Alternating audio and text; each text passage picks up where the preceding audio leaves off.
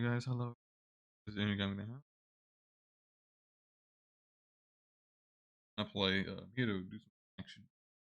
Need to remember, you guys can help me, remind me to remember to upload more stuff to someone help me remind me of that.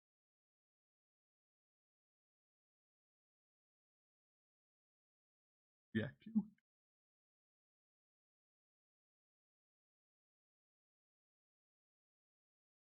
Alright.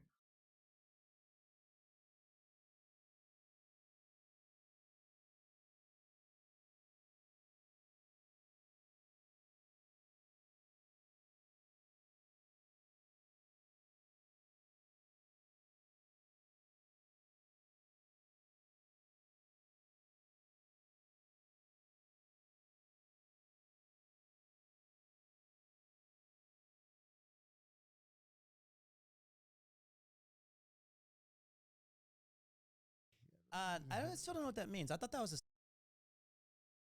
Right. What's up guys, Spin Firearms here. Which one would you choose? Springfield Armory Hellcat Pro, a 3.7-inch barrel, awesome night sights, and it's also 15 plus 1 of 9mm, or the Glock 27, 11 plus 1 of 40 in this setup right here, and a 3.5-inch barrel? Let me know in the comments. What's up guys, Spin Firearms.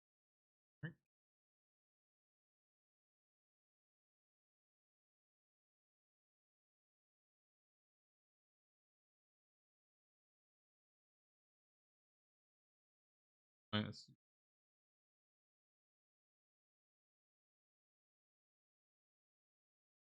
Furry memes? This guy has to say. Any of them good? So, I hear there's a new big bad wolf in town. What? Oh, no, that's scary. Oh, you mean me? Yeah, It's a little hard to hear. F3, so mediocre. J.D. Power now ranks Sleep Number #1 in customer satisfaction with Need to mattresses put like purchased an ad in block. store. Visit sleepnumber.com to learn more. Tree topping an average flannel. Call of Duty Black Ops 3 is the 12th game in the mainline Call of Duty franchise. And those of you who ever enjoyed South Park, Family Guy, SpongeBob, The Simpsons, or pretty much any other TV show, you know that after Season 10 is when a series starts to lose its mojo. Yeah, baby! Such is the case with Black Ops 3. Well, what sort of background info do we need to know about this enhanced mobility shooter? Well, it was the second game made within Activision's 3-year development cycle, the first being Advanced Warfare. So with an extra year in the bag, you'd expect it to benefit greatly and iron out any and all problems that the previous games might have had, right? But if you Oh man, I think Advanced like Black Ops 3 just didn't look all that fun to me. I don't like the advanced movement. Advanced Warfare, I know it's in Black Ops 3, Black Ops 4, Advanced Warfare, also in Infinity Warfare as well. Infinity Warfare has a good single player, but bad multiplayer thanks to like not using the mobility right, bad monetization. This game I know has a way bad single player, multiplayer. Advanced Warfare, I didn't like that game at all. I know a lot of people like it, but I don't. I think it was mostly the IGN and all them like, oh my god, it's in the future. It's like boring military thing. thought that, you'd be Modern military. wrong. There's so much wrong with Black Ops 3, but at the same time, it does things well. I've never been so conflicted with a COD game before, and that's why, for the first time, I'm not doing a bad review or even an awesome one. I'm doing a mediocre review.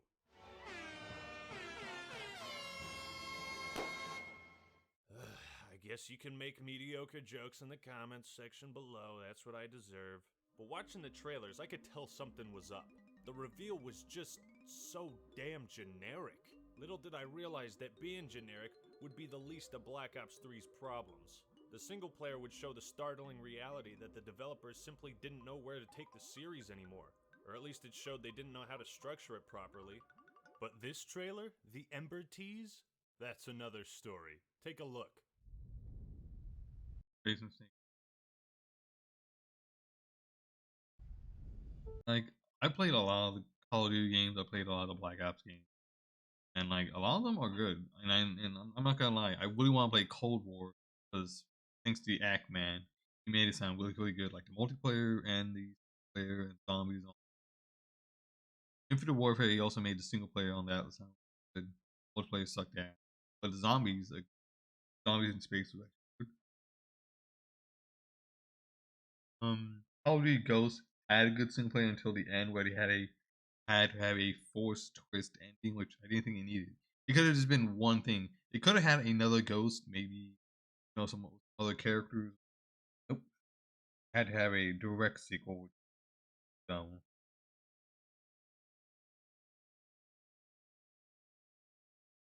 in my opinion, just rob everything, rob all the story and impact of it.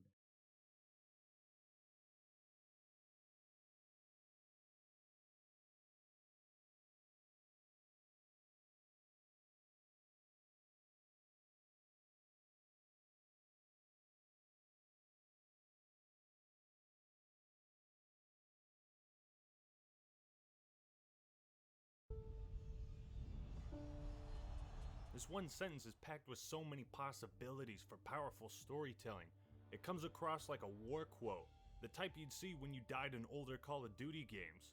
So why isn't the fucking story about this? This is like the Halo 5 trailers with Locke and Chief.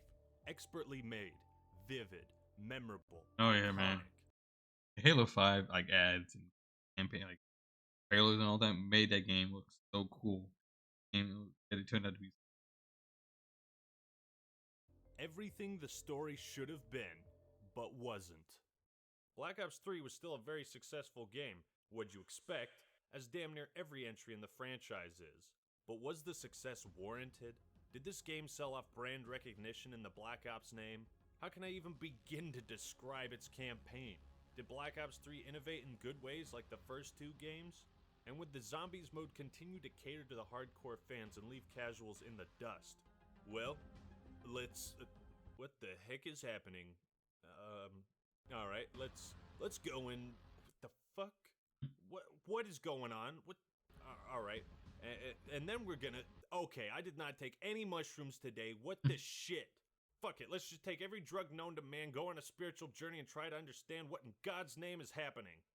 what is going on there, man? You might not believe me when I say this, but I got an inside scoop into the behind the scenes of the development of Black Ops 3. What one of Treyarch's employees told me was how the game was pitched in the board meeting. It went a little something like this. Hey kids, did you like Call of Duty World at War? Did you love Black Ops 1? Did you love Black Ops 2? Well then you're gonna fucking hate Call of Duty Black Ops 3. Okay, so this didn't really happen. I don't want to get sued, but Jesus Christmas, it might as well have. Not since Paper Mario Sticker Star and Halo 4 have I seen a sequel that deviates from what people loved about a series like Black Ops 3. What do I mean? Well, shit, it's gonna take some time to explain. But let's start with the single-player campaign. The story is a complete disaster. It affects my psychological state of mind. Well, it begins with you choosing... Yeah. Oh, this is the first one where they make you choose a gender, like, be a man or a woman, with robo parts.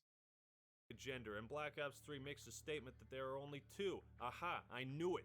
Tumblr users and Polygon writers, make a note of this if you haven't. We're going to need you to complain endlessly about this minute detail of absolutely no importance.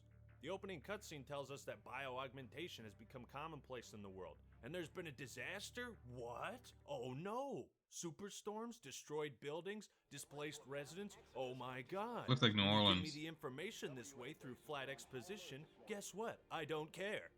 We may not always see our enemies, but they are out there. The And president. we'll never understand why there are enemies or what their goals are. So then we're introduced to Hendrix, who just keeps piling on the exposition. And then we're dropped into Ethiopia, of all places. Alright. And Hendrix is pulling a bait and switch to shoot down a helicopter. Now here's the first of our recurring problems with the story. At this point, I don't really know why I'm here. This is Egyptian Minister Said, taken hostage by NRC forces 2 days ago. Why are we fighting the NRC? What is the NRC? What do they do and what does their name stand for? Who's this Minister Saeed guy? Why is he important? Why are we going to rescue him? Why was he captured in the first place? How come he doesn't make an appearance in any other mission but this one? Train go boom.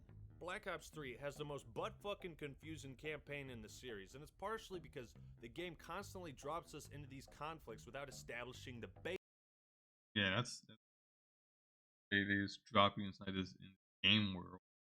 They don't explain, what the hell's going on. Confused, yeah. I mean, I don't know what's going on. You're explaining to me. You don't know, and I won't know. Glad we didn't play this game. Basics.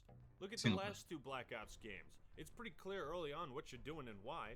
Alex is being interrogated for information about the numbers. Now, we don't know why the numbers are so important at this moment, but it gives us a clear goal for the entire game. The numbers, Mason. What do they mean? And so everything Alex is interrogated about is meant to reveal the events that led to this point. Even though it swaps between multiple characters and time periods, this story is engaging, fun, and easy to follow, and it explains everything near the end. Same thing for Black Ops 2. It switches between time periods, yet it's not jarring at all because your goals are always clear. Right now, 1 billion people believe that Raul Menendez is their savior. You better take him out pretty fucking quick. I think I'm gonna coin the term Halo 5 syndrome, because this is the type of writing that Battlefront 2 EA had, Halo 5 had it, and now Black Ops 3. There is always a disconnect between your character, what you're doing, and why. And this makes it impossible to get invested in the events of the game. Anyway, so we go to find Minister Saeed, we get to look at other prisoners being tortured, we swap through cameras, and it's pretty cool. But as I just explained, who are these prisoners? Why are they here? What connection do they have to Hendrix? What the hell are you doing there? Khalil? So we head up an elevator, get trapped by NRC forces, and then we're saved by this guy called Taylor. Then Hendrix and Taylor have a mundane conversation at a very inappropriate time. Look different. You still seeing Rachel? Yeah, dude, you still seeing Rachel? Tell me about your relationship after we just murdered 70 people and their still warm corpses are lying all around us. Are you still fucking that bitch or what, man? There's more shooting, more dialogue, and then whoa, robots. What is this, Terminator? iRobot? Then Taylor and Hendrix start arguing about your cliche, hey, we need to save those other people, but it's not part of our orders. You suck. Alright, fine, we'll rescue them. Then we're dropped into the most ridiculous turret section I've ever seen. I'll talk about gameplay and action later, but holy shit, this thing shoots explosive rounds or something. Either that or everything in Ethiopia is constructed out of dynamite. Look at how batshit crazy this section is. Some other stuff happens, and as our character is moving to evac, we get... He shoots that plane one time with a turret and dies immediately. Like it was on fire, like gasoline. Ambushed by robots. Oh, god damn. Oh my, oh Jesus, this is brutal. I don't know. Oh god, I don't know if I can watch this. With our character losing his limbs and left to die and bleed out, the mission ends. But it turns out we were rescued by Taylor and went under the operating table to save our life and give us the cybernetic enhancements that Black Ops 3 is based around. Taylor. Yeah. Do you know what's happening to you? I'm playing a shitty game? So once again, the game starts dropping all these names and locations we know nothing about. Coalescence Corporation, the Winslow Accord, the 54 Immortals, etc. And Taylor informs us of the technology known as DNI, which is a pretty cool concept. It's a system that is surgically implanted into people that allows them to interact and take control of other technological systems. This includes hacking terminals, disabling drones, and a variety of other neat little tricks. DNI also allows a person to link their mind with another, experience what they've experienced. This connection through DNI can last hours, days, weeks, months, but in real time happens within a few moments. It's a pretty interesting concept that we'll talk about later. So then we appear on a train, and we start talking to Taylor about the technology and dreams and that sort of thing. The plot of Black Ops 3 and this whole train sequence borrows a lot of ideas from the movie Source Code. A really good movie, by the way. It's all about a guy who has to go back in time over and over again until he can save a train from blowing up. Sound familiar? In Black Ops 3, we're told that terrorists blew up the train. Who these terrorists were, what their names are, what their objective was, who gives a shit? But what it does explain to the audience is Train go boom. and it sums up the campaign and story perfectly. We've got this vast, cool, futuristic universe with mind games, DNI, drones, warbots, futuristic weapons, a society dependent on technology, and how do we explain it all to the audience? Train go boom. Essentially, the second mission is here to teach us about DNI, our new abilities, introduce us to some characters we won't end up caring about, and set the stage for the technological warfare we're about to experience.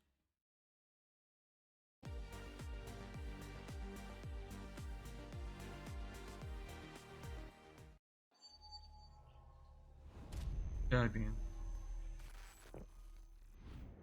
Oh, you stupid ads.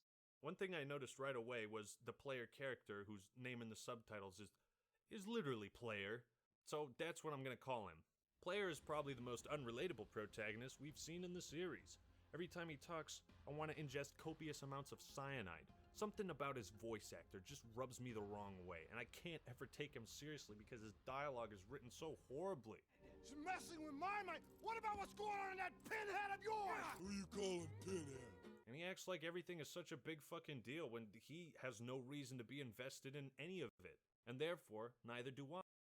Here's the voice character. Call of Duty. Call of Duty bad guy. Whoops. Call of Duty. Player have a name?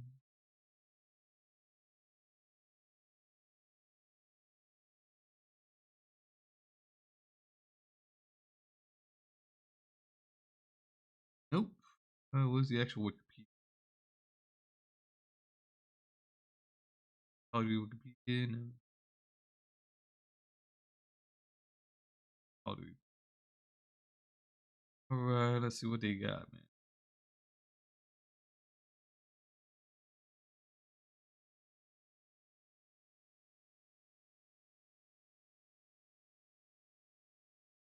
Player and the new CEO.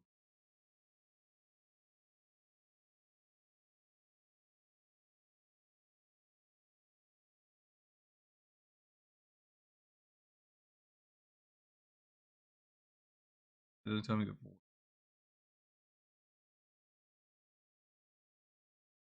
The voice actor.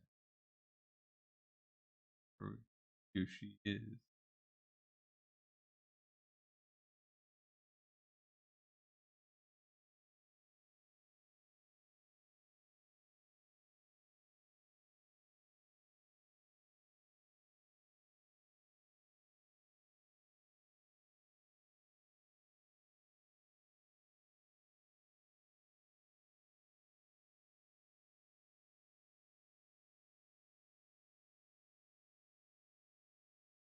Wow, he's supposed to be.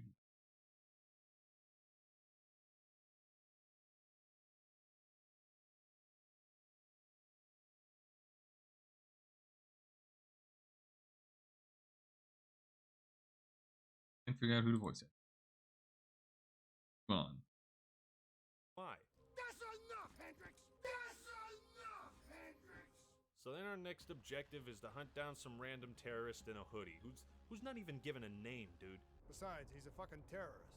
Durka Allah, Muhammad Jihad. Anyways, we head to Singapore to investigate some missing CIA operatives. And from here we learn that Taylor and his group were the last ones here. So player Hendrix and Kane connect the dots and assume he's responsible for killing like 6 dudes. Apparently this is enough motivation for the rest of the game to revolve around tracking down and killing Taylor and his team. And we're just gonna gloss over the fact that we've killed about 800 people up to this point. So Taylor is supposed to be our villain. The problem is we never actually have a concrete reason to hate him or stop his evil plans, whatever those might be, or if he even has any. What is There was his never evil a plan? moment where I was rooting for a player and the other characters to overcome a challenge, or where I was cheering. It's so hard to take this game seriously because the main character's name's fucking Player. They don't give him a name. They don't name him something generic like, alright, Jackson. You can give that as a male or female, last name. This is Lieutenant Colonel, Lieutenant Jackson.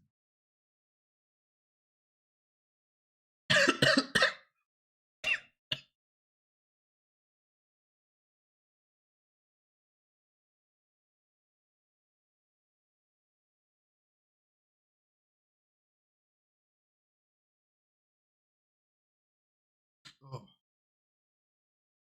sorry about that. Thank you. I threw up a little bit in my mouth and I got water.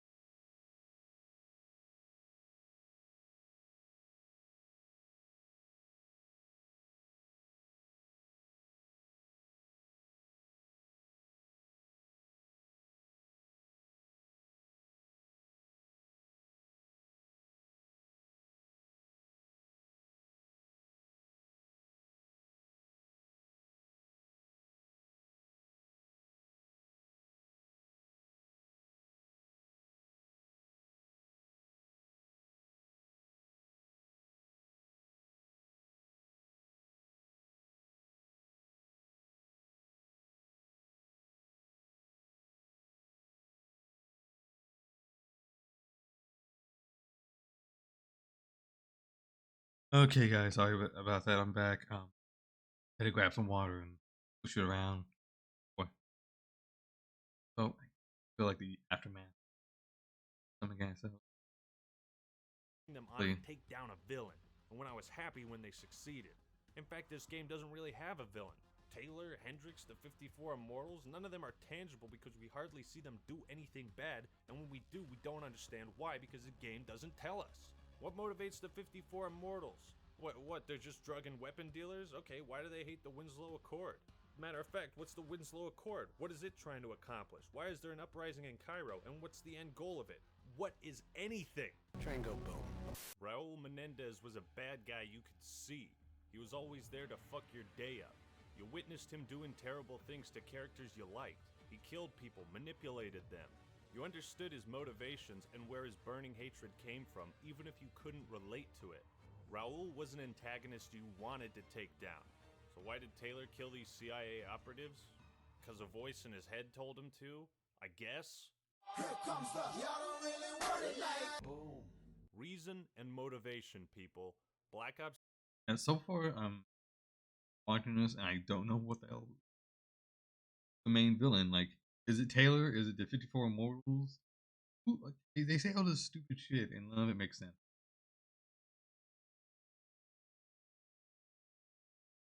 Kind of annoying. It's kind of stupid. Hate it. 3 has none of it. In fact, the game has barely any connection at all to the previous entries. Raul Menendez is mentioned in a couple throwaway lines, and Nova 6 Gas makes an appearance for some reason. And there's a line reminiscent of what Hudson said in the first game. Give us what we want, we'll guarantee your safety. Give yourself up. I will personally guarantee your safety. But honestly, there's no reason for this game to be called Black Ops 3. It only gives the false impression that it's going to build off the stories we liked and experienced before. I just don't care about the people in the story, because I don't understand what's driving them. It's another classic case of show don't tell. We can't be shown how the world is affected by all this technology, these disasters, and what role all these factions play in it. We have to be told about it. Like it's a fucking boring history lesson. I don't give a shit about your uprising. Yeah, you said it, Hendrix. That's exactly how I feel. Hey, remember that scene in the original Modern Warfare when we witnessed a fucking nuke going off? Yeah, it's one of the most memorable scenes in gaming history. It was almost like we were there. Witnessing disaster or being told about a disaster? Which one do you prefer more in a video game? The game shows people getting killed and whatnot, but we aren't given a reason to sympathize with them because we don't have a character that represents or relates to the people who are suffering. Let me explain what I mean, and this applies to all forms of storytelling. See, in Avatar The Last Airbender, we've got the main character Aang, who wakes up hundreds of years later. I don't care about Avatar. Fleeing from his destiny to bring balance like, to the garbage. Fuck Avatar. At no point in Black Ops 3 is there any sort of emotional connection or attachment created between us and the other characters, or between the other characters themselves. You might say, oh, Taylor and Kane had some romantic interest, but we have no idea what that interest was, or why they loved each other, why they cared about each other at all. They all talk like something big is at stake, whether it's the CIA safe houses being leaked to their enemies, or war breaking out, or a huge disaster, but it's all just so distant. Another one of the biggest issues with Black Ops 3's story is the way it treats violence. Now I know in regards to Call of Duty, you might not think this is true, but it is. Violence is a tool. It's a means of telling a story, and when it's not treated that way, that's when we get the real shit. So when you watch the Normandy invasion in Saving Private Ryan, whether you realize it or not, the extreme violence is being used as a way to ground the story in the setting of World War II and show you how fucked up it was. You get an idea of how horrific war truly is, to the point where it's hard to watch, and even harder for you to put yourself in the shoes of a soldier on that beach. Aside from the scene where the player gets mutilated by a robot, Black Ops 3 treats violence as a spectacle, nothing more than shock value. Now contrast this masterpiece of a scene with some of the violence in Black Ops 3. Well, there's a part where the 54 Immortals are capturing people, and Hendrix tells us they run a slave trade. The Immortals run a well-established trade in human flesh. Okay, so what happens next? They're just gonna leave them... What? Oh, I guess slaves are more valuable if you blow their fucking heads off. How'd she get her head blown off? She doesn't have a slave collar around her neck. She has one. So that makes sense. She has a slave... And then Fallout 3 and Fallout New Vegas and all. I think Fallout 4 is definitely Fallout 3. Well, what was the point of this scene? Are we supposed to hate the 54 Immortals because they just killed a couple random civilians? What are we meant to feel? I don't fucking know. Similarly, there's a point where Go Jijong, whatever her name is, leader of the 54 Immortals, gets her hand cut off and then her face is melted, and it's like, who was this character again? What does any of this accomplish? Now compare any violent depictions in this game to Black Ops 2. Again, Raul Menendez doesn't shoot off people's kneecaps and slit their throats for no reason. He does it because he has a burning hatred within him and an unquenchable desire to see the people who destroyed everything he loves brought down to his level. Some men just want to watch the world burn. So with characters we have no desire to... And like, yeah, that's also...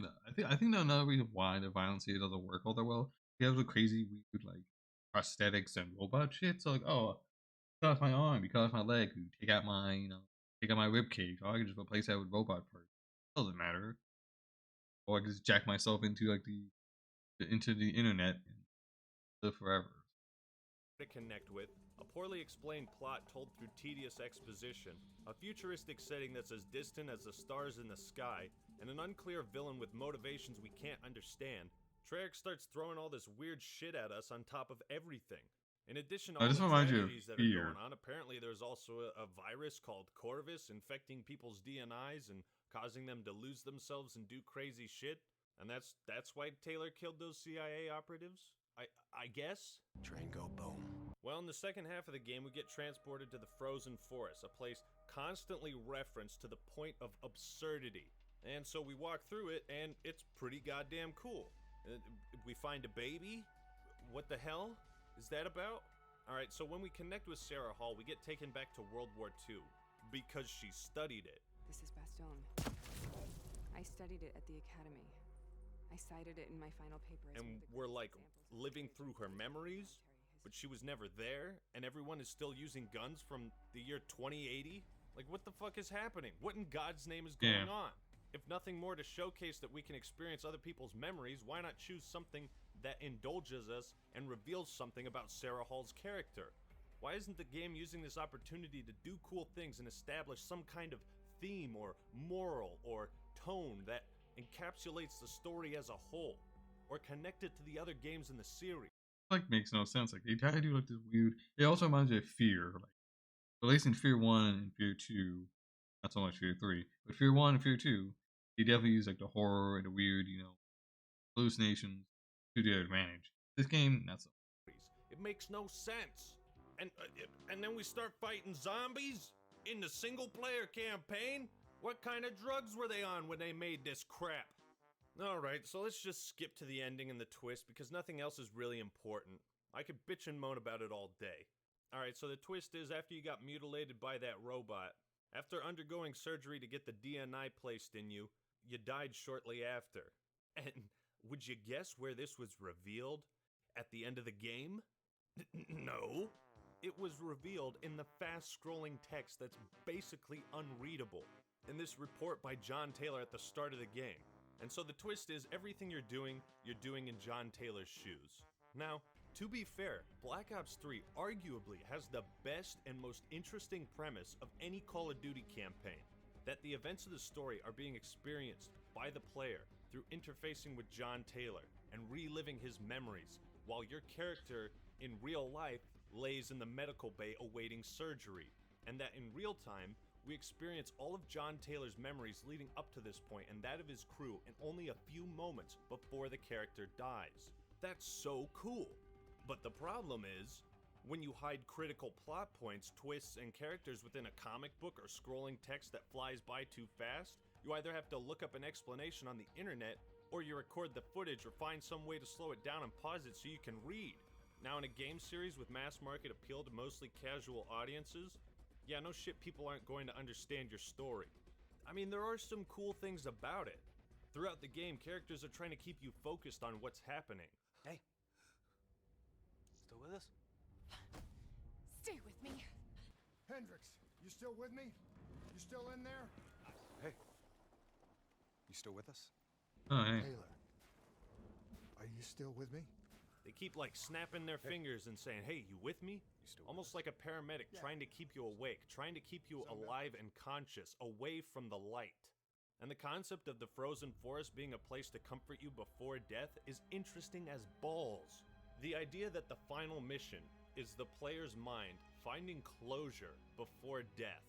The ideas here are just so brilliant, but the execution is missing. Now, that while actually the sounds complexity is interesting. intriguing, the visceral imagery fucks with your head in a good way and makes you question what's really happening. Despite having all the answers now, my question for you is, what was the point? I don't know. I don't know why this story was told. I don't know what I was supposed to get out of it, aside from a brainfuck moment when I looked it up online and realized the truth. I don't know what I was supposed to feel. What Black Ops 3 should have done is had Taylor write a journal about his experiences, his missions, and his descent into feeling like an expendable piece of technology. This would give an overall message about how in the future humans might be looked at as just another tool, to be augmented and used for the gain of an organization or group. It could have explored the ideas of how far will technology take us before we become disconnected from reality, the more we use and rely on it. The ultimate twist at the end should have been something Taylor talked about in this journal, so the audience wouldn't be forced to fucking look it up. You know, he'd lament the fact that the player died so quickly and would end on the note of him wondering what our last moments were like, and if we experienced anything. So the point of the story would have been a tragic tale of a soldier who got wounded in battle and had hope that technology could save him. But while it doesn't save his life, the DNI technology allows him to find comfort and closure in a way that would have been impossible without it. And when you apply this idea to all the That sounds interesting. That sounds a lot better than what we got. millions of soldiers in this universe, then it ends on a pretty depressing note, and that would have stuck with us. But instead it all comes off as forced with nothing really memorable except Train go boom.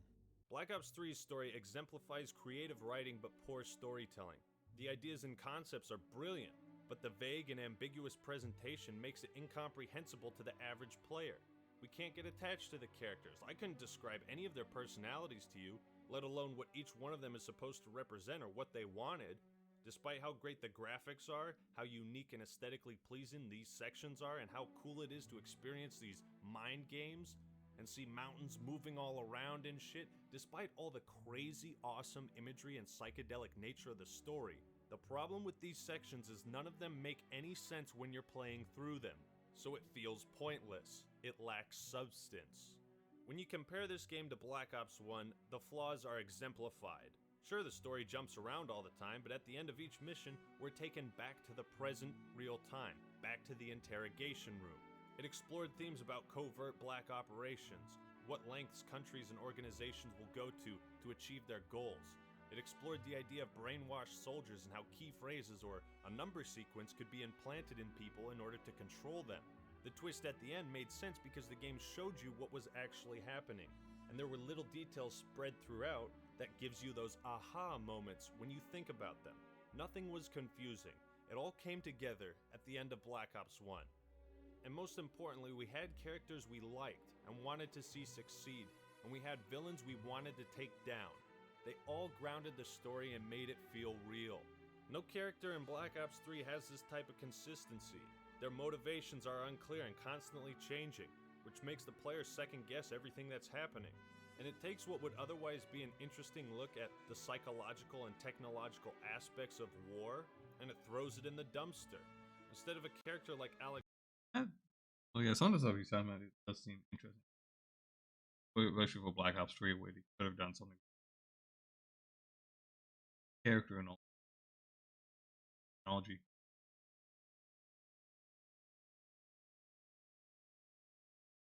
Alex Mason, whose struggles are clear, Black Ops 3 just plays too many mind games for the story to be anything but a disappointment. If this was Treyarch's latest and best attempt at creating a single-player campaign with an extra year under their belt, I can't say I'm shocked. They ain't gonna make one for Black Ops 4. Interested in becoming an aviation maintenance technician? MIAT College of Don't Technology. care. So now that my long-winded tirade on the story is over, how's the gameplay? It stinks. It stinks. Keeping with the tradition of mediocrity, Treyarch made some cool innovations while scrapping the best parts of Black Ops 2. There is no divergent, multi-layered choices or storytelling in this game. Yet it is cool we have this mini hub area prior to each mission, which allows you to do things like change your appearance, look at collectibles, your service record, customize loadouts, if you care about any of that. And one thing that is interesting is the way they unify the customization, so no matter what mode you play, you're unlocking things and leveling up and getting experience points. The cosmetics you unlock through playing the campaign, multiplayer, and zombies can all be used in each one of those modes. That's weird. The game allows you to create classes prior to each mission, just like Black Ops 2, and it has the accolades and scoring and leaderboards as well, which is always a nice touch. But whatever you do, don't you ever pick a shotgun as a starting weapon. You will get ass blasted so badly, it will make you want to restart the game.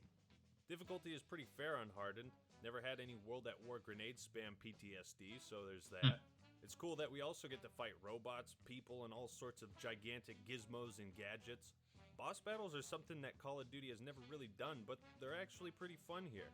The game does introduce some cool visor mechanics where you can highlight how far away enemies are, if the local area is hazardous, or exactly how big the blast radius is on a grenade. Then there's like a night vision mode, which does exactly what you think it would do, and these new additions really spiced up the classic Call of Duty gameplay for me. I just wish the campaign took them away from the player more often, make you rely on it at first, and then strip you of your tactical advantage. You know, it would have added some tension that way. I don't know what else to say, to be honest. It's pretty generic and forgettable for the most part. It was kind of cool in the frozen forest parts, where enemies and civilians would disappear when shot. They'd appear out of thin air like it was, get this, a dream. I fucking love the way the civilians on the train just like fall back in their seats and disappear. One line of dialogue near the beginning did stick out to me. The more abilities you have, the more fun you can have. No, dude, it doesn't. This kind of encapsulates Treyarch's ideology on this game. The more crazy, cool, futuristic shit you can do, the better the game will be. It's funny because I rarely use these abilities as they were intended. I just went back to shooting like it was any other COD game. And that's about it, honestly. Despite some of the interesting set pieces. Unfortunately, like, most of the single player abilities, most of them are usually scripted, or you gotta use it one time, or if you do use it, it's very limited. I think Black Ops 2 had barely used it. Same with Advanced Warfare. I remember playing that. Pieces, locations, and unique art style, we can't really get invested in the gameplay because the story is so god-awful. I'll admit, I suffered through this campaign to make this review, and I would not do it again. But how does Black Ops 3 handle its multiplayer? Well, Advanced Warfare introduced the new movement mechanics we're all fucking sick of at this point, and this game had a chance to flesh those out. However, This multiplayer is the definition of mediocre. On one side, the sliding, boosting, jetpacks, and specialist abilities give the game some flair and fun gimmicks. I hate you.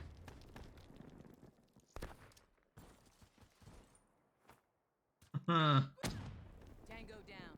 I'm not gonna lie, I had hate fun the with the fucking multiplayer player at abilities first. and shit. Maybe because I was looking to scratch that Call of Duty itch. Since I had taken a break from Call of Duty Remind me like and Overwatch. hadn't gotten into the multiplayer since Black Ops 1. The guns are unique, fun to use on a basic level. It's a fun game. Always enjoyable to pop some sucker out of the sky or use a specialist ability to rack up some kills. And the specialists add a bit more variety and tactics to the game, for better or worse. Make it feel like Although Overwatch. the core gameplay suffers immensely because of a few crippling flaws. And this has become especially apparent after going back and replaying Modern Warfare 2 multiplayer. In previous games, the primary weapons had clear benefits and trade-offs, and movement penalties associated with them. LMGs were bulky, slower to aim, but there was no better choice if you wanted to lock down an objective.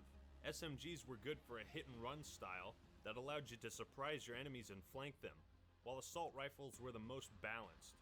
And the sniper class could fulfill the role of a more battle rifle type loadout or the traditional long-range marksman. Snipers are especially hurt in this game because when players can fly through the air, it's much harder to get a clean shot. That's Now so stay fucking with me horrible. here. When every gun has so much starting ammo, you never run out, there's no need for a scavenger perk. And because every player can fly and has unlimited sprint, there's no need for marathon or lightweight. Because of the slide and boosts, SMG users can get up in people's faces easier without taking a perk that helps them with that. Now because of this, the pros and cons that separated the primary weapon classes, their roles in the sandbox, and how they stack up against each other all start to blur together. And now the movement mechanics are directly hampering the finely tuned balance that the previous games established. Recon plane acquired. You would be surprised how much depth there is to COD's multiplayer and just how swiftly Black Ops 3's design undermines that. I remember Add Black onto Ops this that the map player design was is so pretty good. generic, basically just small 3-lane maps with some verticality, and what we have is a multiplayer mode where your choice of weapon and how you build your loadouts doesn't matter much, because the benefits and trade-offs are so minimal. Tactical grenades are borderline useless. Again, when people are flying 30 feet in the air, you can't land a concussion grenade consistently, so why would you sacrifice a slot for it? When you play any of the COD games prior to Advanced Warfare, you know everyone's gonna be on the fucking ground. Boots on the ground. This made grenades, equipment, claymores, tacticals, grenade launchers, etc. all viable. I think wall running, jetpacks, and all this stuff has a much greater impact on COD's core multiplayer than most people realize. That's where the cracks start to form with advanced movement, and people don't seem to talk about this all that much, but it's one of the real reasons That's people why- get upset with these futuristic games. That's why I didn't Now, to like be it. fair, there are almost no useless attachments, and in comparison with Modern Warfare 2, this is a big upgrade. I mean, like the guns and everything are really good. I never liked the movements and shit. It was a little too crazy. It was fine for Titanfall because Titanfall's maps and areas were really big enough to let you wall run and use a big giant robot. But unfortunately, Call of Duty, the map's like this teeny tiny little box, this teeny tiny little shoebox for a map. And I mean, who the fuck would use a holographic sight on the AA-12? Let's be real. So in this regard, they really improved attachment choices overall. Unfortunately, despite using the cool Pick 10 system from Black Ops 2, the class customization here is awful. For starters, there are 5 secondary guns to choose from. You gotta be fucking kidding.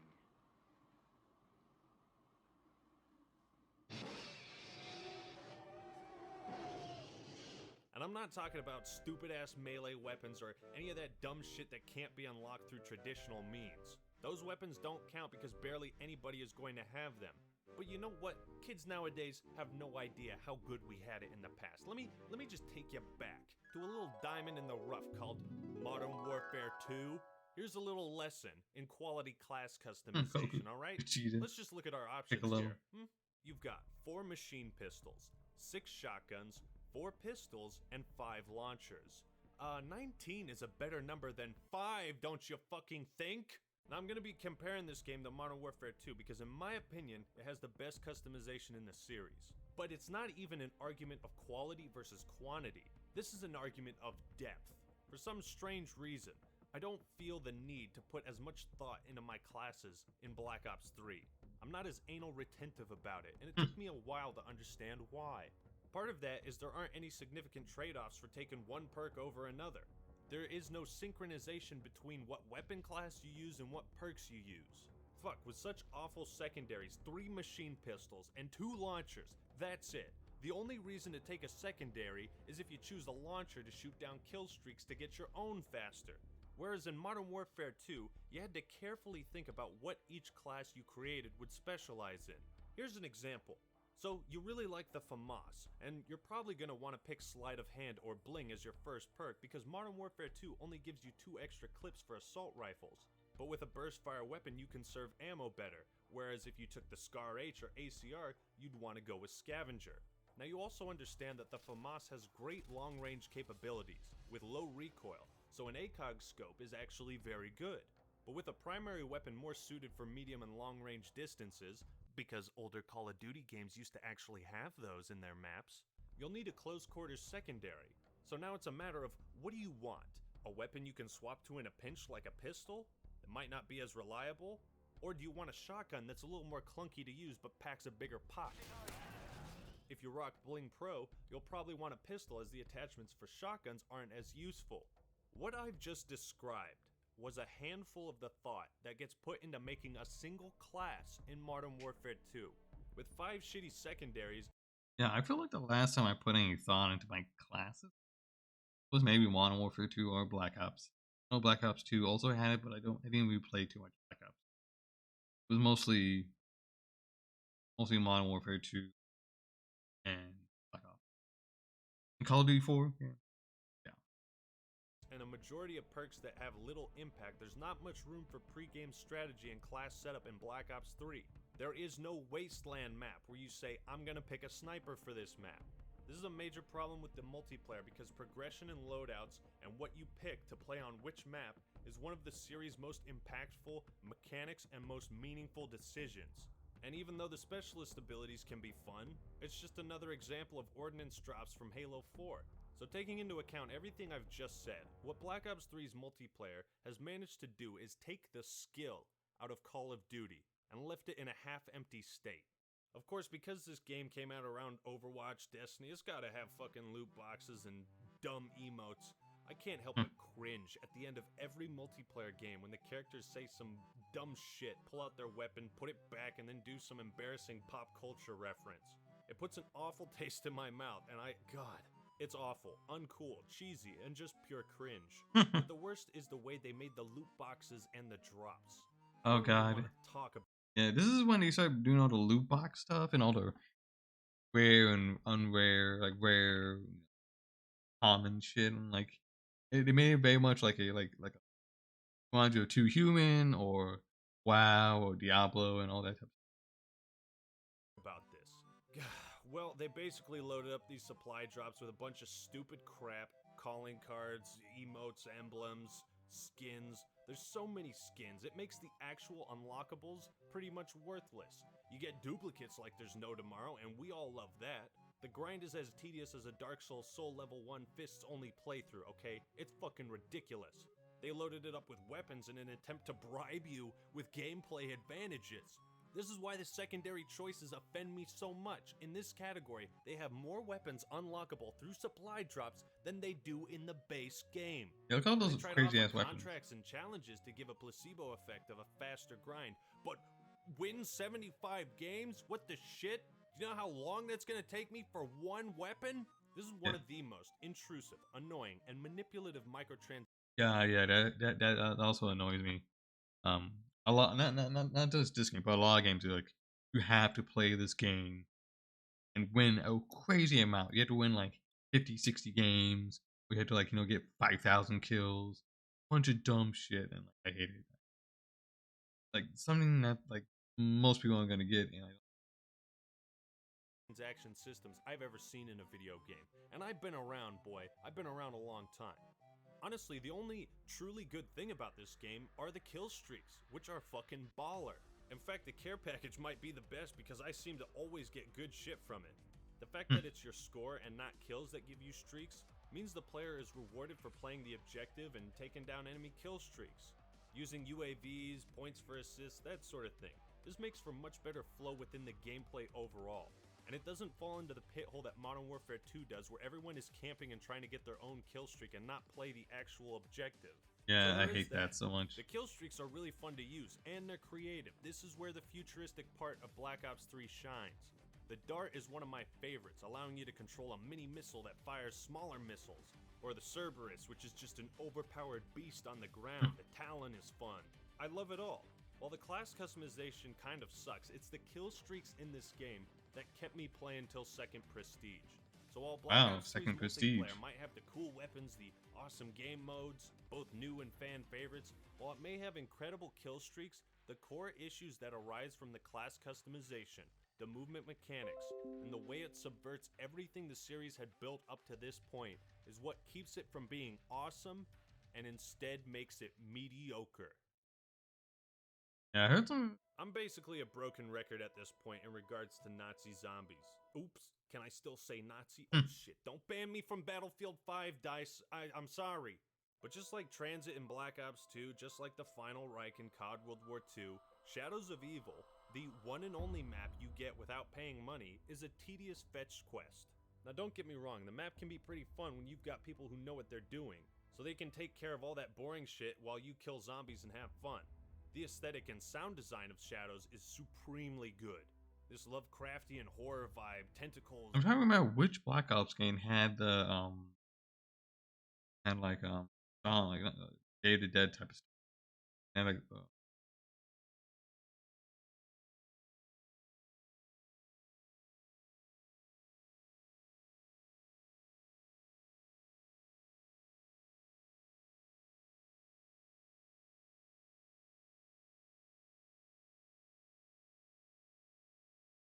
yes.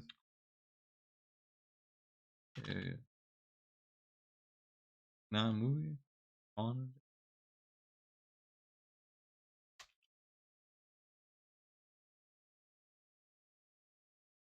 not crazy enough. Who's Romero? They had him in game, right? It was in a game.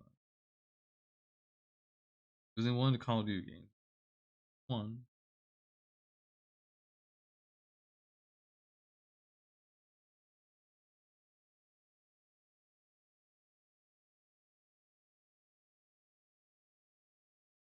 I know they had him as like this guy that chases after you.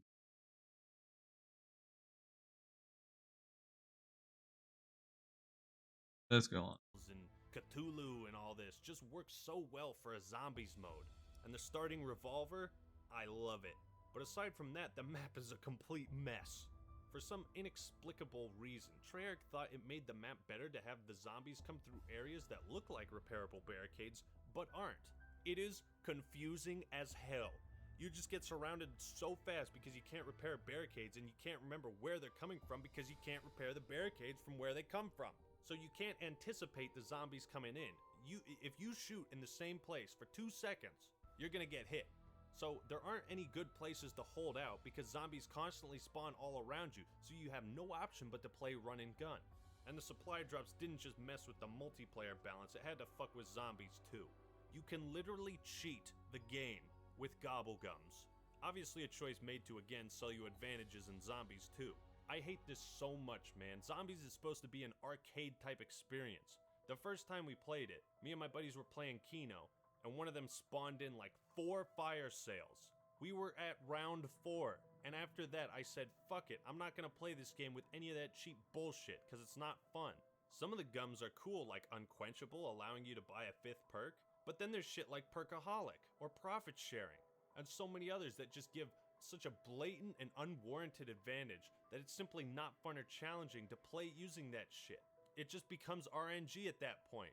RNG was supposed to be left in the mystery box. So while I might have talked smack about COD World War II because of the absurd amount of customization options, Black Ops 3 isn't as confusing to me. It makes some very good innovations to the mode.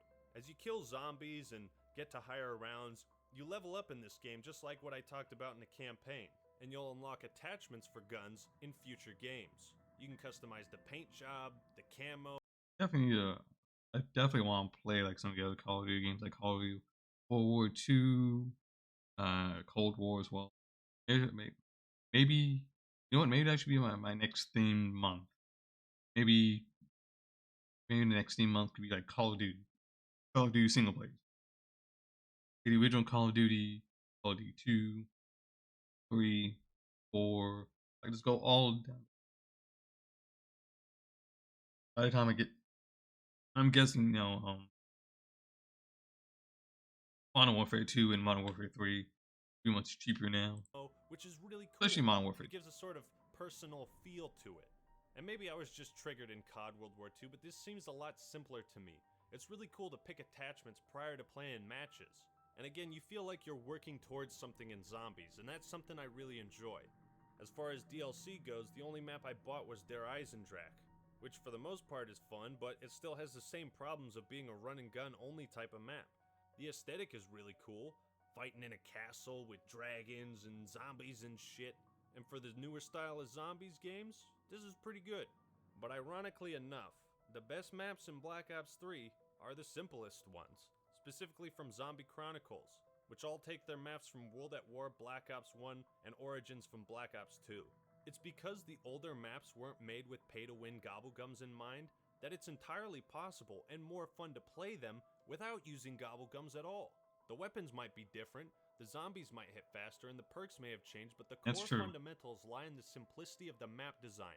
Having played Der Riese and Ascension, Kino der Toten, and all these maps so many times, I can't tell you how refreshing it was to play it with newer graphics, with different weapons, with and that actually sounds I could fun. customize. That was the best part of zombies. You know, Der Riese is always going to be a timeless map, because it's as easy as starting the game and playing. Whereas Shadows of Evil is something you have to look up. And after doing the quests, Easter eggs, and all that, I've got no real desire to go back and replay it. I just want to see how long I can last, you know? I think it goes to show that no matter how straightforward and casual the maps are made, they appeal to everyone. And the same can't be said for Shadows of Evil. Without Zombie Chronicles and the remake of Der Riese, there would be absolutely no reason for me to play zombies or give it a second thought. And though it is a very pricey DLC, I think the amount of effort that went into remastering all these classic maps makes it worth it if you're like me and just want to enjoy. Alright.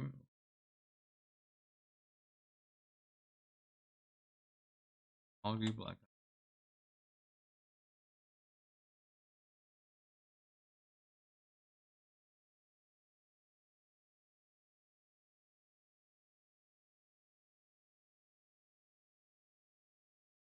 Do I need like the full game to play this? Or in this bundle?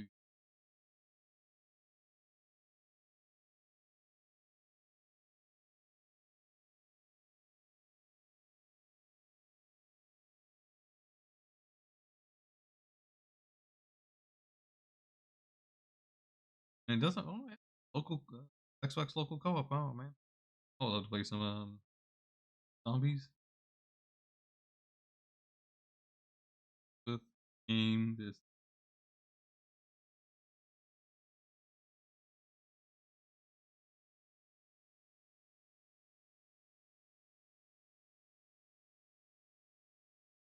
You know, dude, this map. Jay, remember this one too.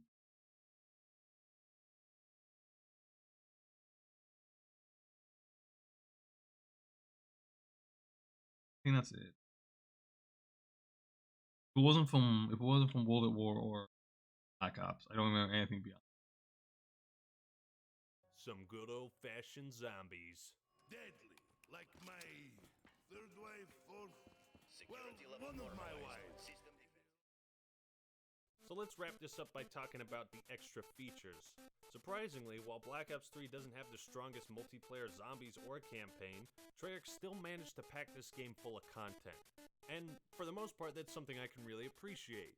For one, they've got this mini mode called Free Run, which is basically a time trial, speed run sort of thing. That's not much, you got 4 levels, but it's a neat little mode to distract you. And of course, leaderboards, because we all want to know who has the biggest dick. In addition, there's a nightmare mode which sends you through the campaign missions with a slightly different story and with zombies replacing the normal enemies. You know, the nightmare mode looks pretty interesting. Having said what I did about the campaign though, do I have any desire to play this? Nope! But the big draw for me is Dead Ops Arcade 2, a point of emphasis that Black Ops 2 missed out on completely. And let me tell you, this is the fun shit right here. While it looks about the same as the first one, there's a few key differences. For one, you get a map screen in between areas, so there's a goal, an endpoint for the player to visualize, and an adventure leading to the end. The old school arcade style and charm is nailed with absolute perfection. This opening cutscene is glorious. Oh man, I remember Black Ops Arcade. That was a fun. You know, the two Sets in the tone perfectly. The graphics, sounds, music, gameplay is phenomenal. A few new power-ups are added. None cooler than this card that brings you into a first-person mode seamlessly, allowing you to take an extra hit and it makes the gameplay more dynamic. I also got this gigantic chicken mech that shoots explosive eggs, so that was pretty fucking funny. While Treyarch wasn't able to maintain the identity in any other parts of Black Ops 3, they kept it here in Dead Ops Arcade 2. And it isn't even hidden from the player this time around. You don't have to enter a code from the main menu, it's available from the start. Definitely some of the best dumb fun you can have with this game. Casual or the flamethrower's not hardcore. doing any And of course damage. there is co-op too, so bring your friends. Like I said, Black Ops 3 is mostly a mediocre experience. But within these layers of extra content, it gives gamers more reasons to play, more options, and that is always something to be commended. Treyarch, in my eyes, almost always delivers just the right amount of content in whatever COD game they produce. Yeah. And even though I hate to say it, they did it with Black Ops. One thing, at least I know, so at least with Black Ops games, Black Ops 1, 2, 3, and 4, they do a really good job with like the content. They give you a lot of content. It might be annoying with like the loot boxes and like weird grinds that keep you playing the game.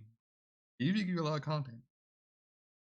I mean, I know. Unfortunately, Call of Duty Black Ops Cold War did not have as much content. They drip feed that. That's when they started doing like a lot of the season pass shit. 3. When it comes down to the wire, Black Ops 3 is the epitome of mediocre in the Call of Duty franchise. Sure, some might see it as mostly bad, and I too lean towards that side a bit, but the difference is I can still have fun with the game despite its major flaws. Not the campaign though.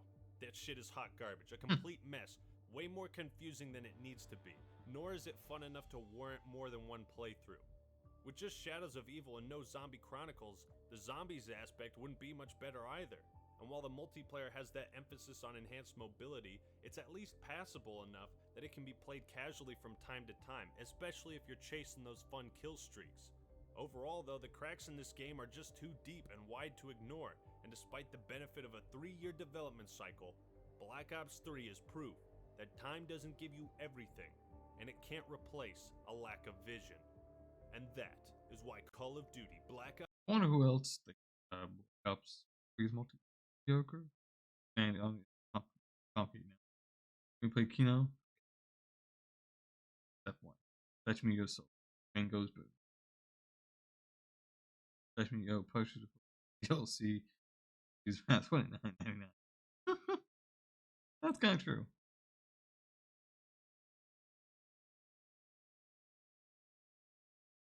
Your design. Yeah, see, it seems like a lot of people really like the zombie stuff. Whether it be, you know, Shadows of Evil, which is film noir stuff, Origins, zombie origins.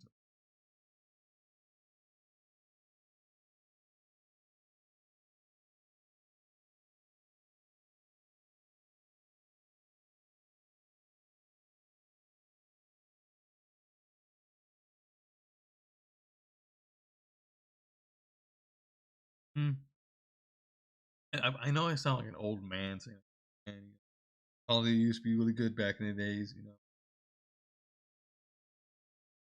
especially during this era of like the advanced movement. I don't mind running around, being Call of Duty games, but advanced movement shit, I don't really like all that much. Zombies, I'm always happy playing the more zombies. Doesn't matter if it's like new zombie stuff or the old zombies. Fine. But I'm very pissed about the monetization and crazy grind, way too useless bullshit, and really they really wanting to buy like season passes, battle passes, buy COD points. Black Ops 3 was so mediocre.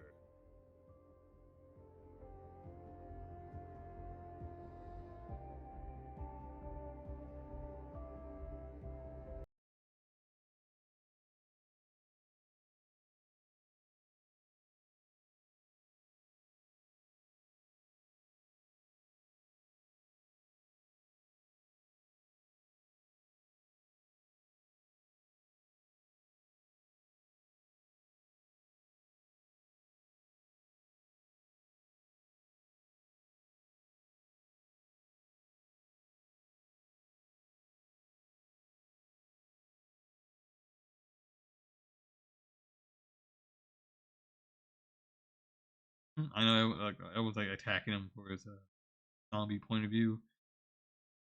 I think both are very good. I think having the both good.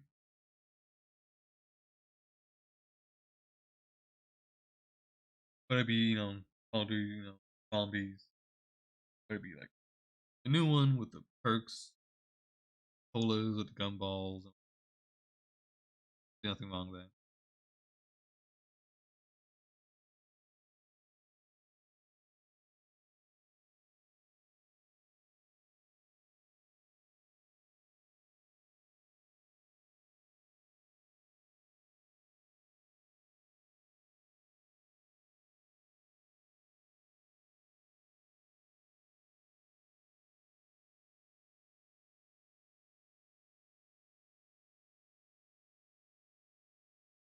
Let's see, Ackerman. What else you got?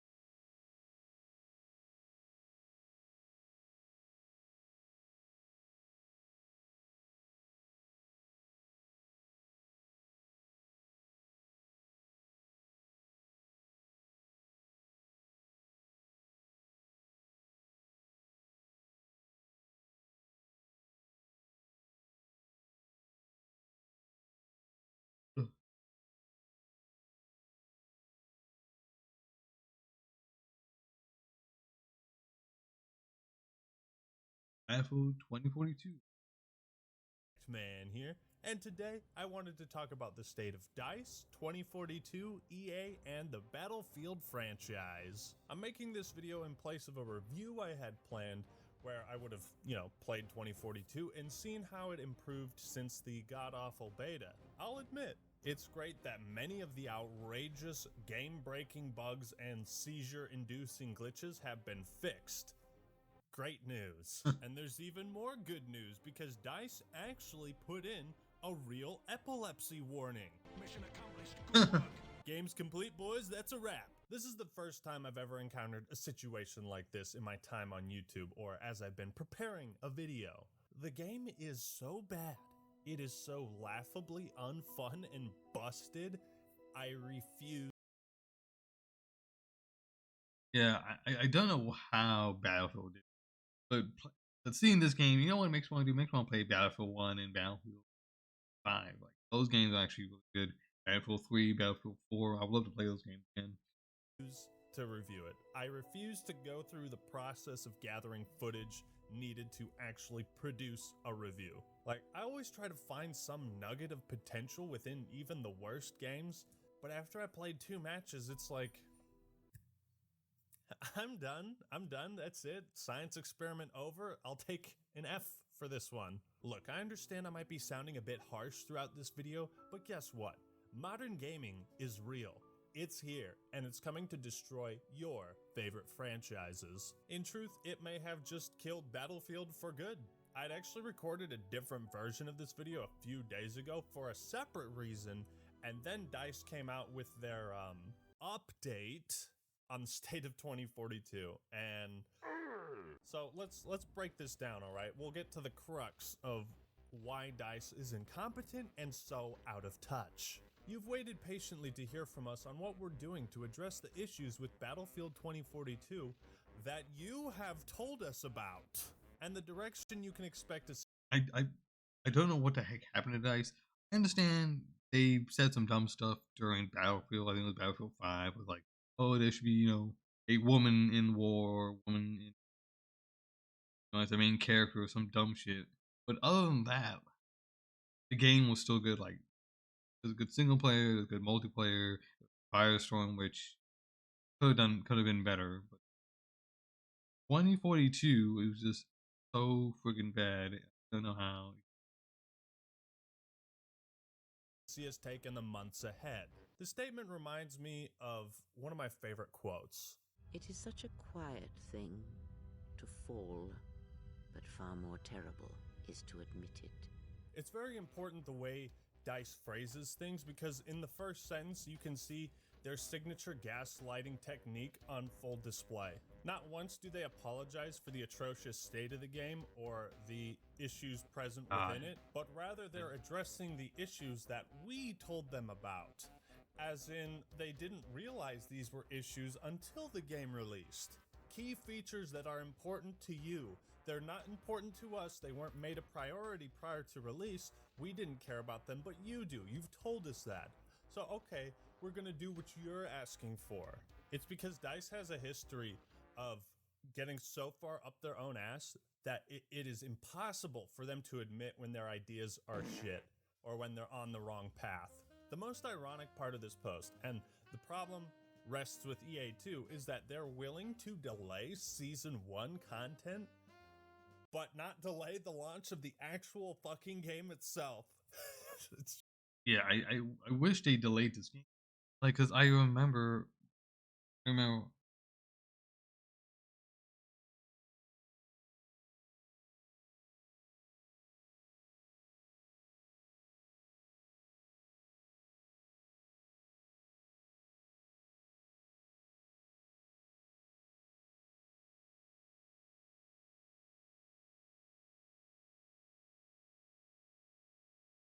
I remember, you know, watching people play this game. It looked really, really bad. Unlike, you know, the other Battlefield games, yeah, their problems. Could be, you know, weapon balancing, spawn. You know, some multiplayer matches were better. Some modes were more popular. Yada yada yada. But at least you could still have some fun. This one didn't look like fun at all. And even for like $3, I don't know if I should even spend the money on it. It's just like, now you want to take your time and get it right. Now, okay, after you sold the game, after it lost 90% of its player base on Steam, okay, now you want to make sure the features are up and running. Gotcha. Up until this point, DICE had been pretty much radio silent on the majority of player complaints and addressing them, so it's no coincidence that this update comes roughly around the same time as EA having their quarterly conference call. Another thing I also noticed, the older Battlefield games, especially Battlefield 3 and 4, seasons and updates came out a little bit quicker, a lot faster. It was Battlefield 1 where there was a huge gap in between like each major update and like how many like maps, modes, guns, and skins. Calls with investors. so that EA can point to this statement and say, hey, buddy, no need to worry about this, Battlefield game that's severely underperforming. We're doing something about it. Geez, Hermes, you seem awfully calm about this. Don't worry, I have a plan. I'm going to jump! As you might already be aware, 2042 is sitting at a lower average player count on Steam than Battlefield 1 and 5, which is truly outstanding to see a big-ass AAA game collapse that quickly in just 3 short months. Like, that is impressive. It also makes no sense how EA wants this to be a live service game, but where's the live service? I mean, there's been essentially like only minor bug fixes since release. Nothing substantial, nothing new, not a new map or weapons or anything. Like, that only works when you have a good audience to start with and you continuously keep. I hate this friggin' live service bullcrap EA was serving us. Hopefully they got their head out of their ass, not doing the live service thing. Warner Brothers is doing with the Suicide Squad game, Kill the Justice League. Remember if I'm getting the full name correct. Hopefully that doesn't do well, and hopefully Warner Brothers learns to give us a game and not some product that you want to just milk money out of it. I understand that a live service game could work with Destiny, Fortnite, Apex, but those like the exceptions to the rule. With the exception of what, WoW, maybe Final Fantasy 14, like the only 2 really popular MMOs that people still play, unless the EVE Online that maybe counts. Keep them involved, but when you delay massive chunks of content months out in advance, like till summer, who are you making this content for? The 3% people that are going to be left? What's even the point then? DICE does not apologize, and instead they say, hey, here are some in-game cosmetics. Who wants to rock cosmetics that signal to everyone else, yeah, I was an idiot who paid for the $100 version of this game? It's just like, it's truly amazing to see how poorly this game has been handled, how out of... Yeah, it's really, this game was poorly made. Diablo 4 had some problems, but at least Diablo 4 was an actually good game for the updates ruined it. Well, that is touch and incompetent DICE are as a studio. I honestly didn't expect it to be this terrible. 2042 did not meet expectations. What? You don't say. You don't say. You don't say. Oh, I bet you're gonna tell me grass is green too. Now, originally, the straw that broke the camel's back for me to make this video was in a blog post, which I just saw the other day from their Battlefield briefing update on November 23rd. We also want to give you the assurance that we're carefully evaluating. This right here was really, really stupid. Legacy features says end of match scoreboards, server browsing, voice chat. Those shouldn't be legacy features. Those should already be in-game features. Say what you want say about Call of Duty. At least Call of Duty has a scoreboard and voice chat. It doesn't have server browser, unfortunately. I wish it did. It would be nice. But I actually do like that. I do like try to find some servers that might be good or might be bad. I don't know, but hey, I find something. Your desire to see legacy features return. End of match scoreboard, server browser, and features like voice chat are big topics for us to cover all at once, and we have plenty we want to say around them. Now, I'll be angry with this statement in a moment, but it just showed to me, it illustrated perfectly just how out of touch DICE is with their fans, their customers, their community, the Battlefield franchise, and the game industry as a whole. It is astonishing, the level of incompetence. I know everyone shit on Battlefield 5, but at least Battlefield 5 is a Battlefield game. This is not a Battlefield game. Battlefield 1 is a Battlefield game. Battlefield 4, Battlefield 3, Battlefield 1943, Battlefield 1942, Battlefield Bad Company 1 and 2. Those are Battlefield games.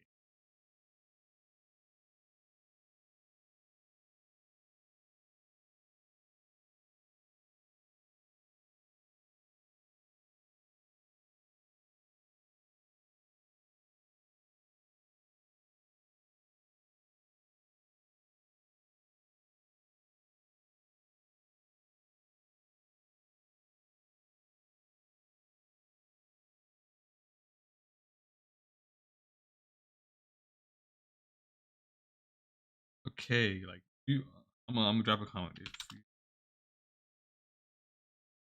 If F1, F3, F3, F2. I'm not crazy, right? So check it.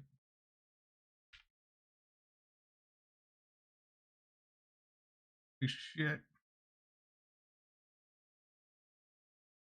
Look up the Battlefield franchise.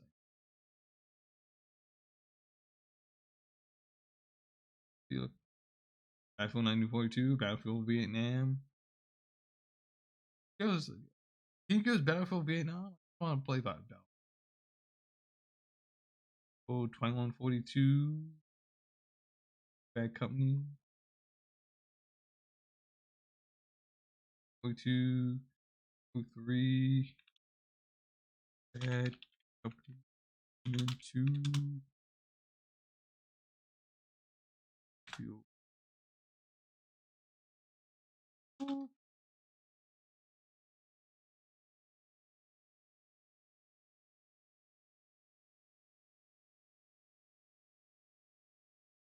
This is a fake gift.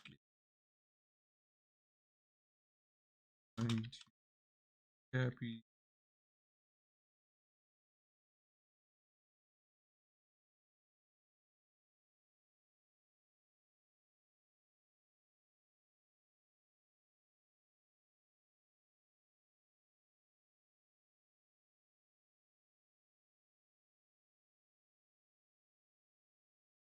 Hope that helps you out. That has been put on full display by DICE and EA, with 2042 and their employees' reactions to genuinely fair criticism. The removal of features like voice chat, server browser, and a scoreboard were all extremely poor decisions. Notice I said decisions, because these features were cut intentionally. That's right. That's how out of touch they are. But to go... Pretty powerful. Oh, I forgot about Hardline. All I created Hardline. Maybe Battlefield 5. Good. 42. Cancel. Battlefield Mobile. Wait, there has been more DLC for this game?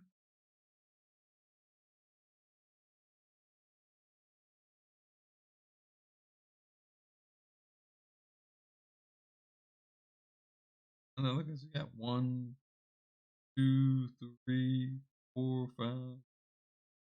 Got a lot of good shit.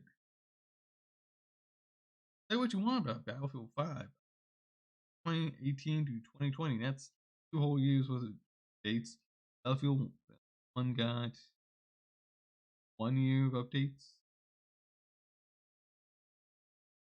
1 year going to like 2020. The Battlefield Hardline, not much. Battlefield 4 got Battlefield 3. Looks like those games got some.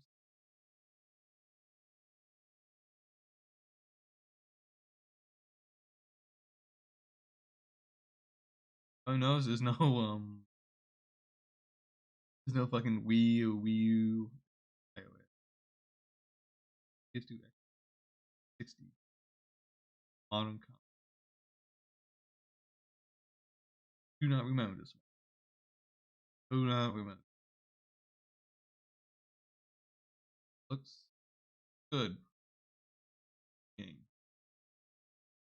Yeah, 2142. Oh, this one. Like this one. I feel bad coming. This one, I think this is the one I think everyone knows because honestly hit that PS3, Xbox 360 era, you know, directly competing with Call of Duty, taking shots at Call of Duty. There's a Battle Company Bad Vietnam. See, this is what DICE needs to go.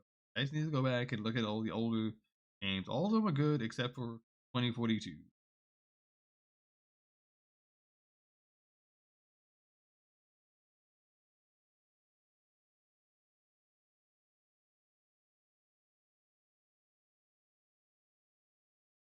a step further and call them legacy features to imply that a fucking scoreboard is an outdated relic of the past. You don't need that.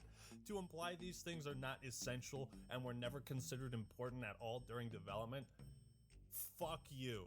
Fuck you, DICE. Holy shit. That speaks volumes to me.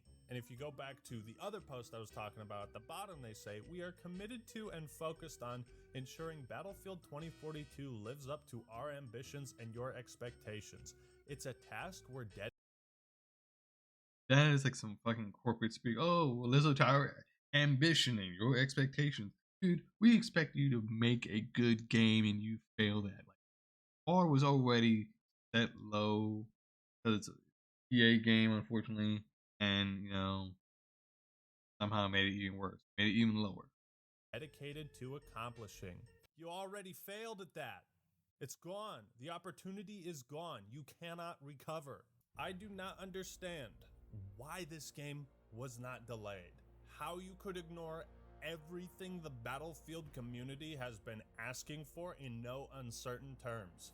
I do not understand why removing classes in favor of specialists was ever an idea that was seriously considered. I cannot comprehend why you continue to fight your audience when they criticize your games for not even being close.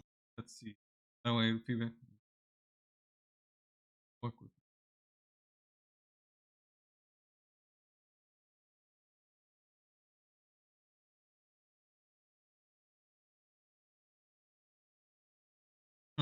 Goddamn. Guys, I don't want us to deal with Reddit anymore. Let us get back from the break and get back with the expectation of things you want. Time to scope design and no, they don't. You're just fucking shitty at your goddamn job. And also, EA didn't delay the game. You didn't take any feedback.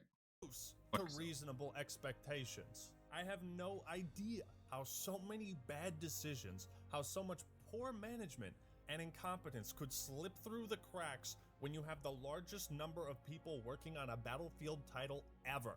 I cannot comprehend how you, DICE, and EA have been in this position to release a new Battlefield or Battlefront title and you have only gotten worse at it.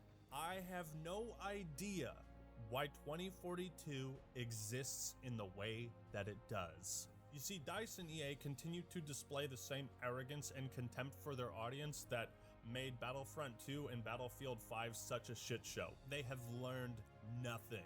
You brought us here for nothing! I won't take question or no second guesses, not from the likes of you, Master Twig. Who's to blame him? Every decision you've made led us from bad to worse. You constantly brush aside community outrage and label it as, oh, your brutal expectations. What's that? You want to shoot a gun at someone and have it actually hit them? God, you guys got brutal expectations, man. Just tone it down. Fuck you. I'll say this right now. Whoever is running the personal relations departments with EA and DICE, fire them. Right? The very first thing anybody who gets a job in the service industry learns, don't fight the customer. There is no reason to harass or berate the customers. Ideally, you hope that most of your customers or audience are satisfied and happy with the product or service that you provide, so that they will be willing to defend you against the more outrageous people who are just always mad about everything. And that way, like, your community is overall healthy and it keeps. I have noticed you use some of the older Battlefield games, mostly referencing Battlefield 1. And I don't think he's done any Battlefield 5 footage. Battlefield 5 is not that. I know the single player might rub some people, but the multiplayer on that game, I played it. I love it, man. I actually want to go back and play it some more. Other people in check, you know? If you provide a good or service that I like and enjoy, I will give you what you like and enjoy, which is money. This is a transaction. We are both happy at the end of it. That's how it's supposed to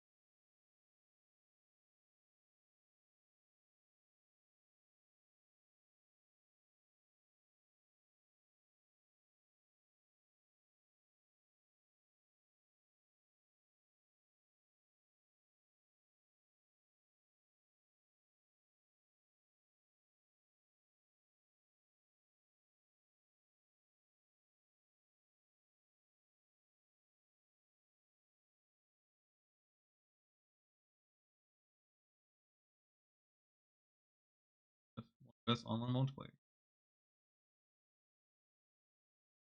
Italian video game award. That exists. This one.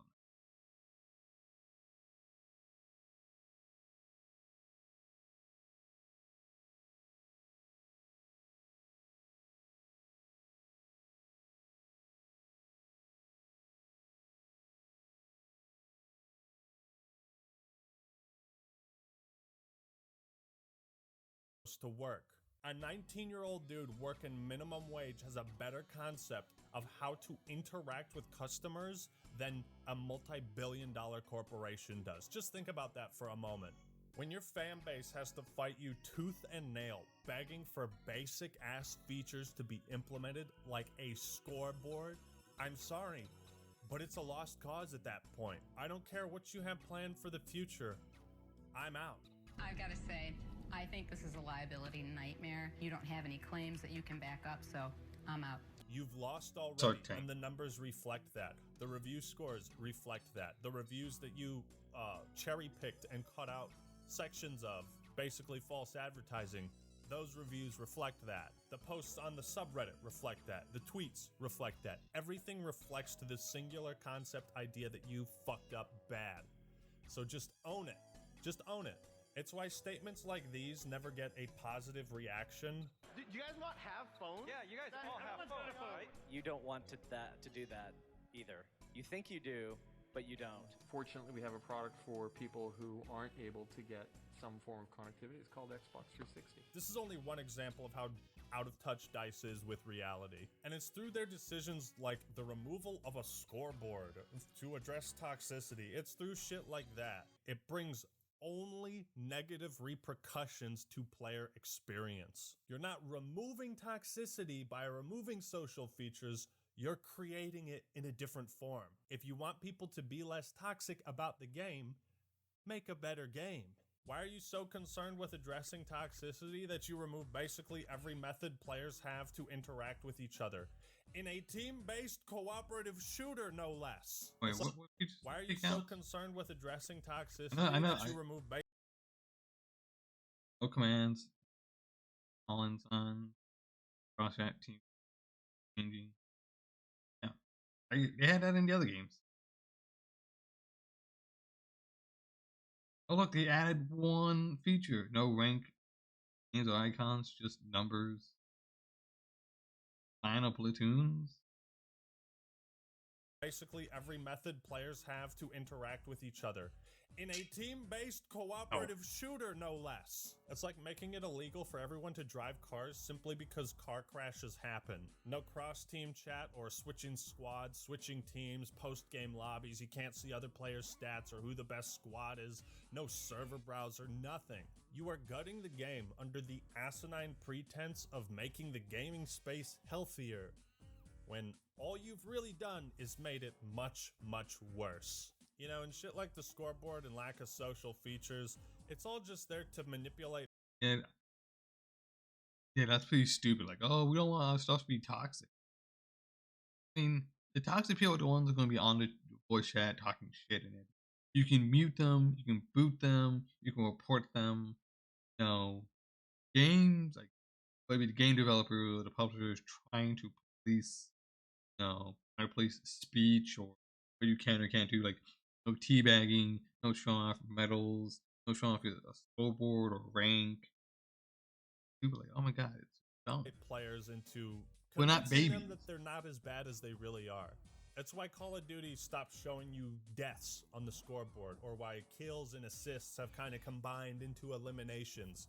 You don't want to feel bad if you suck, do ya? Listen, these are M-rated games. I can handle it if my KD isn't perfect, okay?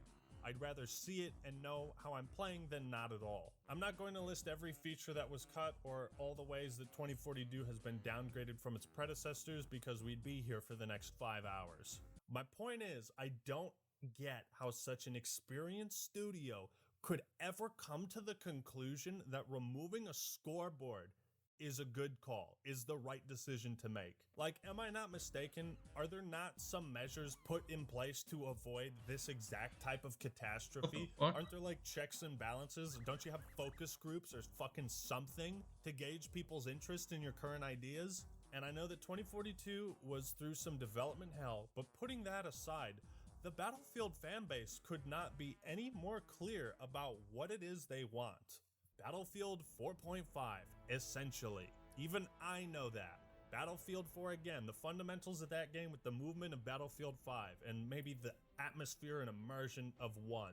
Do you guys not do focus group tests? Do you not communicate at all with the community, with like Battlefield YouTubers or streamers or people that... Yeah, that's a good idea. But don't they not at least look at like news? Like looking at Battlefield 1, Battlefield 5, 4, that company. Battlefield 1942, 1943, Battlefield Vietnam. See what they're doing right, what they're doing wrong. That are huge fans. Do you not gauge what your audience is actually interested in? What they buy Battlefield for? I guarantee if you held multiple focus group tests and told them what you were pre-planning years ago, you would have caught all of this shit. You would have realized what a bad idea it was. You would have seen near universal agreement. No, this is not the game we want. But instead, you've pursued everything that Battlefield was never meant to be. Hazard zones, specialists, the big-ass maps are flat and uninteresting. The confusion the lack of a scoreboard causes, the importance of a server browser, squad size, hazard zone, and everything else. It just astounds me, the level of incompetence that allowed so many blunders to make it to launch night. Greed is what pushes products out before they are ready. Satisfying investors can rob the creativity process, and what you're left with is a game that has no direction. But you know, like, no direction, Halo Infinite has proven that certain franchises don't need to chase other trends. They don't have to pretend to be something they're not in order to be successful and to be loved. Battlefield is another franchise in that lucky position of having an established audience and a familiar core gameplay loop that is so captivating to millions of people. You already have the label. Battlefield is the trend that other games are supposed to copy, not the other way around. It's because DICE and EA wanted to continue chasing the Battle Royale trend and the specialist trends for more money from a larger audience that the game has completely backfired on them. Like, Call of Duty is the one supposed to be copying Battlefield. Battlefield is not supposed to be copying Call of Duty, Overwatch, and Rainbow Six Siege. You know what I mean? If you create the type of product catered to your core audience and deliver it to even just moderate expectations, then chances are they will sell the game for you. People will hear stuff from their buddies like, yo, dude, have you played the new Battlefield 2042? Oh man, it's like the glory days of 4. This is the best time to start getting into the Battlefield games. This is the perfect opportunity. And then they start playing the game with their buddies because guess what? It's a squad-based shooter, and that's how you get more people to buy it. That's happened to me countless times. Call of Duty can survive based solely on the fact that the majority of its audience genuinely doesn't give a shit how bad the games are or how boring and repetitive they are. Same thing with Madden and all those sports games. Battlefield comes out every 3 or so years, and they're a much more mature fan base, I would say. That's my point. DICE and EA have seemingly lost all ability to understand the... Yep. Do agree with that.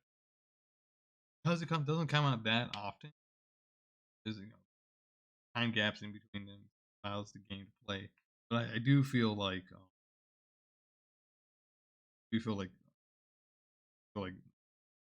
sometimes they just rush the game out, they just get a game out, they don't delay. This game was delayed, and actually play the feedback from like the beta or some of that, and fix all these glitches, put those legacy features back in, and yeah, it would be much better. Consumers' desires and what they're more likely to spend money on. This is why they get so flustered and publicly flame and gaslight their fans when it inevitably blows up in their face. Remember when they said Battlefield 2042 was way ahead of schedule? Yeah. You're a liar! You're a liar!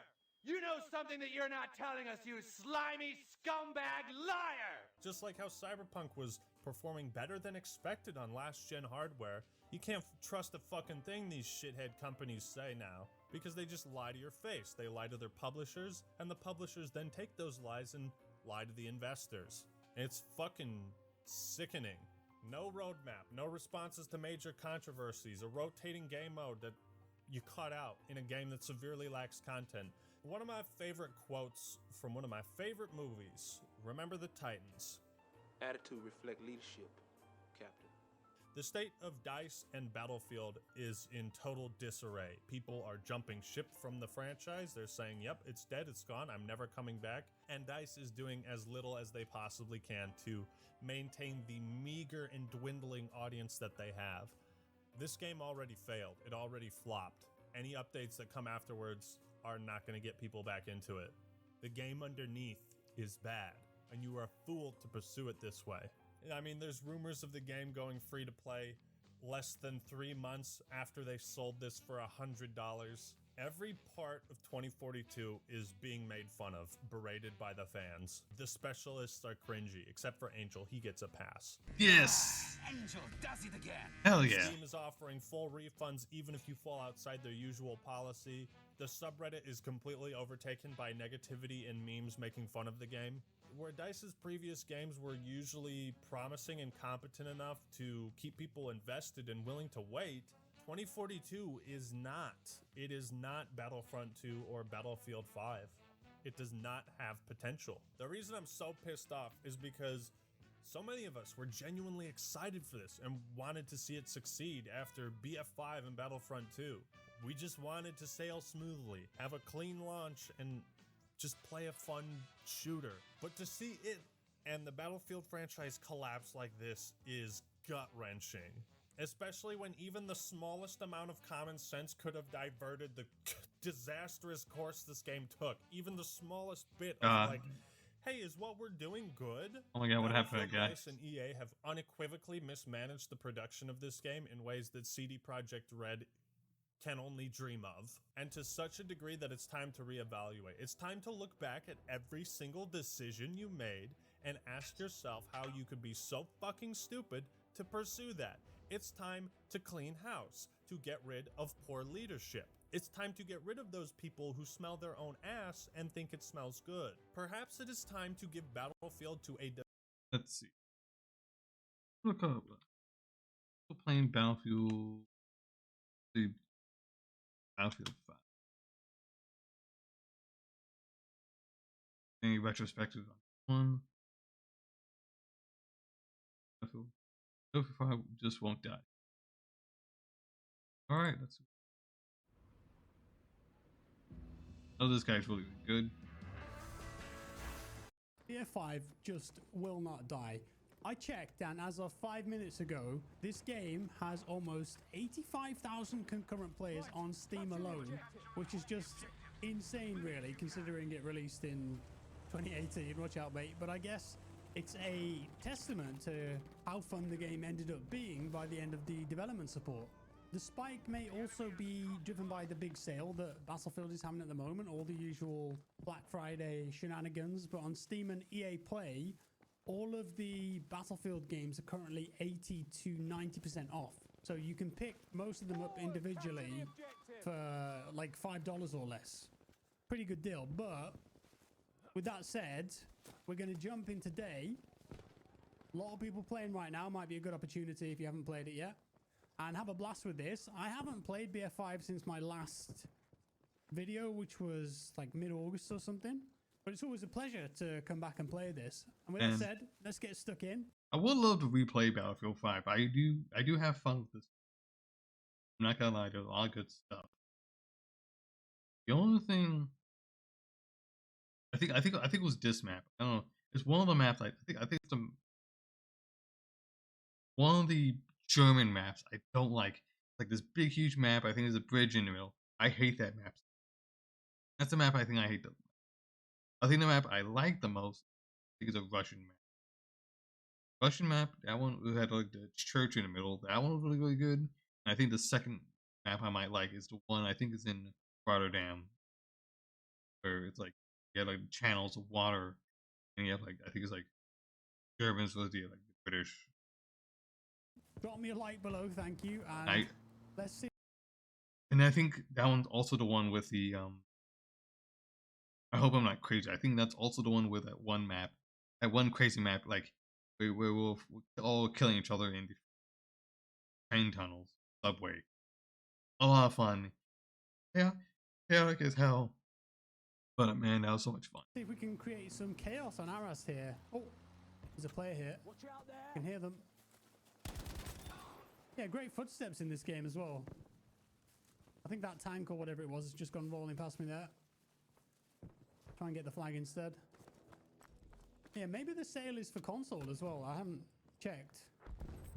Is it? Let me know in the comments below. Have they got all the Battlefield games on sale on Xbox and PlayStation?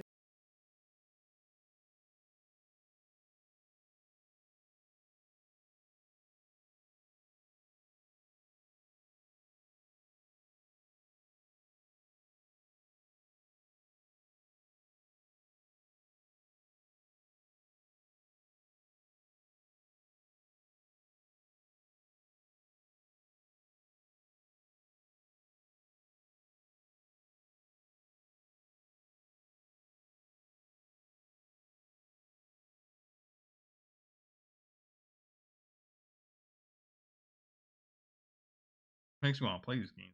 Station as well.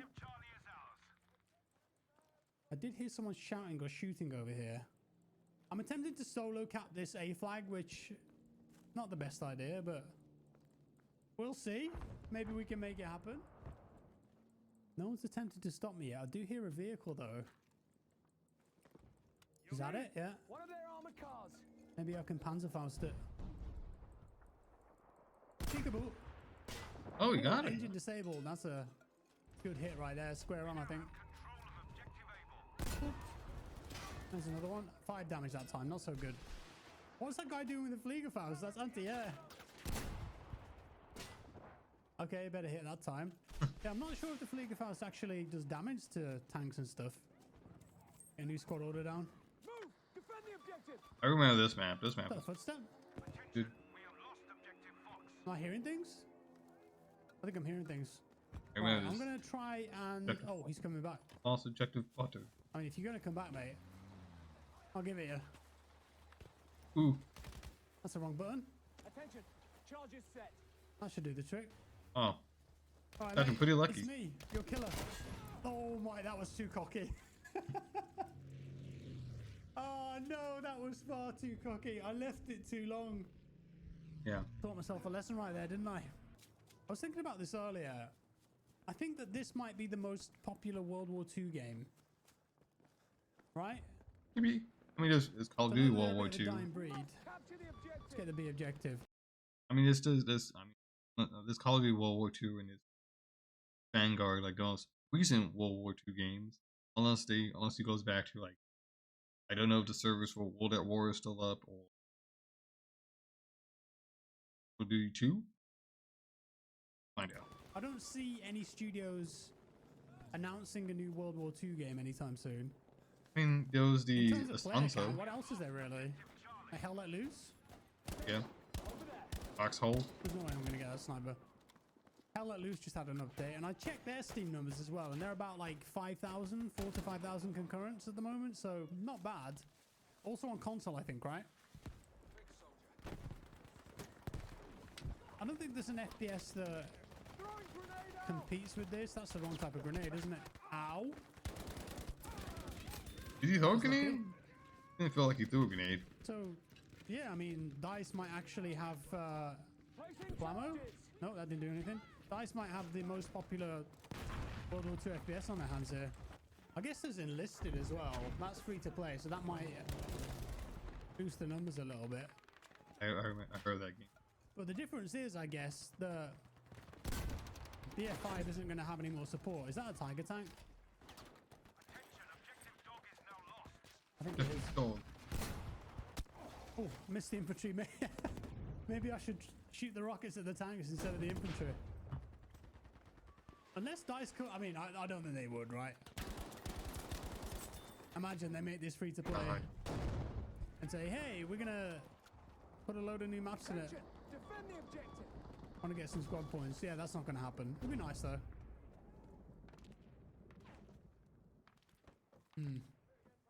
Peek out again. That'd be cool. Like, imagine if EA somehow like collected all the old some of the old Battlefield games, Battlefield 92, Battlefield Vietnam, Battlefield 1943, Battlefield 1, Battlefield 5 into like one like.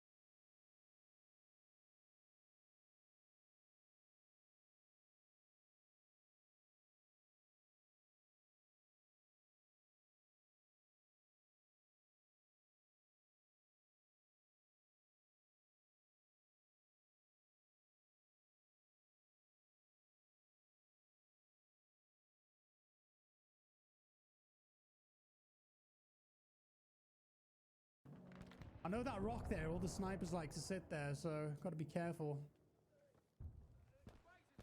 This objective Game looks so good. is Feels so sassy. quite close to their spawn too, so kind of hard to hold on to it. Oh my god, look at these mad lads. Yes. Oh no. Oh, they were rocking up in their little wagon there with the machine gun on top.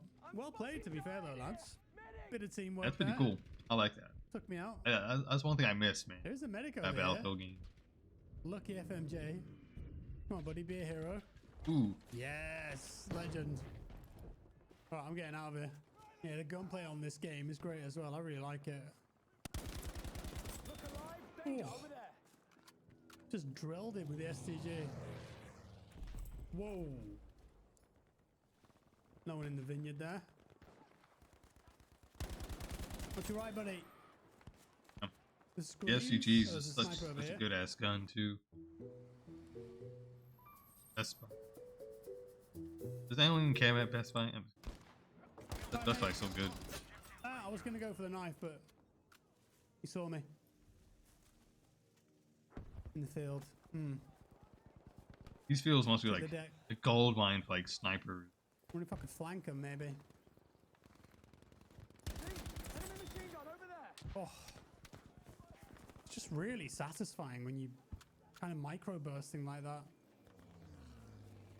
Micro bursting, control burst. Capturing the objective. I feel like if I move over here, I might have a little flank. Because this is where they were a second ago, right? Ooh, so shot in the back. I thought someone was charging you. No one here. It was a ghost. Casper just hit me with a car 98. I think they got the objective. Oh, remember this? Green. Ah, it's red. Oh, so this is a little Easter egg. It's RNG, but if that turns green, the spade changes direction and points you where to go. And you run over there, and there's a little spot that you can dig. You dig the ground, and you get the finger gun, the pew-pew. But it's just RNG. We got unlucky that time. It can spawn in lots of different places on the map, but that pew-pew Easter egg was insane. There's a little gnome on this map too, which is great. Okay. Wow. The only thing I was never good at was I was fine with the vehicles. I was never good with the planes. Like I never have enough time to practice with the planes, so I never felt like I had, how to control them. I remember sometimes I would spawn in and I would be like someone's gunner, but that was it. Hey, the audio design is if that was a millisecond earlier, that's it. The audio design is phenomenal. And graphically, I mean, it still looks great. Yeah, it's Frostbite. You do get the occasional Minecraft tree on this map, though. Always seems to be on this map. Right, we're in the lead, which is good, but I mean, they've taken this A objective again. What was the point of me taking it in the first place? We're going after D again. To take the D objective instead. Maybe this is the play here. God, that sounds so sassy. It's Tom Cruise, or Steve as he's known in this game. Behind us. Oh, there's a whole squad there. I need to change grenade. See if I can flank here.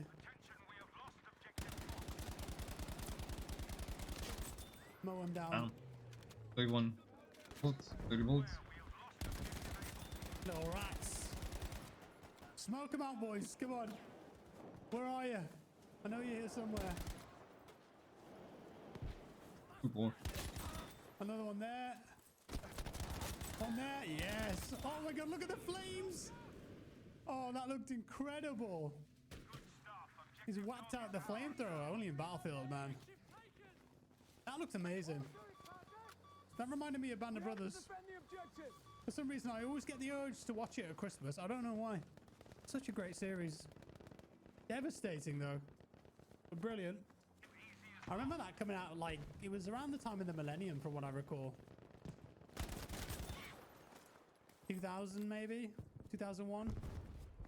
So I was, what, 14, 15 years old? Yeah. Oh my god. That's glitching out a bit, isn't it? Hey! Yeah, why would your gun glitch out? Whoa, why is that going so crazy? Oh, it's stopped now. Get some. Yes. That one's. I mean, oh, hindsight. Oh, it's back. There's a guy there. Oh my god, I've never got so many kills with this thing. Yes, have I not been sniped yet? I'm gonna leave before I do. Go back to I've almost got. That was one thing that slightly annoyed me in Battlefield. Anytime you go to gunner and like whoever was the driver, if it wasn't me, would just fail all the time, would just get stuck or abandon the vehicle immediately, get stuck there. You're shooting all these, enemies, and then you die. Not enough for a rocket. Yeah, annoying me so much. Yeah, I feel like I was the perfect age for Band of Brothers, though. I mean, I remember I played I think it was the Medal of Honor on the PlayStation 1. Oh, it's a friendly. Yeah, I don't think Call of Duty had released at that point, or Medal of Honor Allied Assault, which I probably played way more. Probably won't come until 2000. Okay, so dead squad there. Yeah, what I mean by perfect age was that it was a cool show in terms of just, I look at all this action and stuff being blown up and interesting storylines and characters, but also, there's a lot of history in that. What's going on here? Oh. Yeah, there's so much history in that show and you learn so much. And it was the time when I was actually getting into history at school and enjoying that a bit more. And here's someone. Yeah, the footsteps in this game are great. Can't shoot him, there's smoke everywhere. I just kind of wish that I'd learned a bit more about World War I in school, because we weren't really taught that much about it. All I knew is why it started and that there was a lot of trench warfare. World War II was kind of the watch out. Oh my god, that body. Yeah, World War II was kind of like the main event, I guess. People over there. Drilled him. Why am I on fire? Why is the ground on fire? That's not good. Wait. Nice. Come on. Look at this guy in the chat. XD, I'm drunk. Yeah, I'm Tring. I don't know what Tring means. Wasn't it a game? No, it was trying, wasn't it? Maybe he means trying.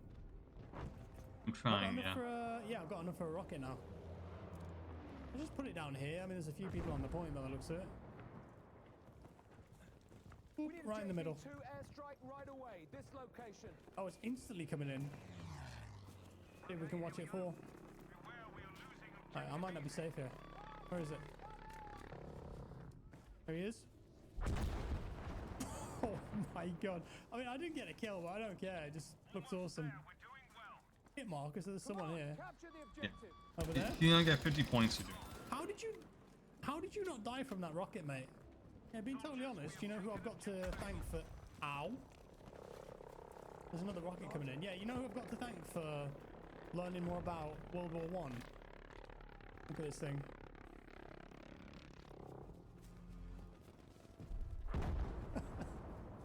So cool. Yeah, I've got to thank BF1. Wow.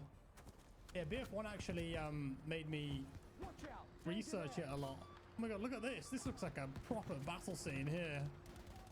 Tanks, infantry. Get my thumbnail. Oh. Yeah, BF1. Like, I went to museums because of that game. Ow, I got sniped in the head. I learned a lot about what happened in that war. I know BF1 isn't historically accurate, but a lot of the things in that game are. Yeah, it really opened up my eyes to what happened in World War One as well. Anyways, that is gonna be the... Yeah, man. Well, I already knew a lot about World War One thanks to the Great War. Great War. We went by week of World War One. They were doing World War Two, which I need to catch up. I am a little behind. Where we did D-Day and all that. I am a few years behind on that. I need to sit down and start watching that. Maybe that should be my thing. If I go on any vacations or something, maybe I should just watch some World War II stuff. Maybe that should be my thing. Well,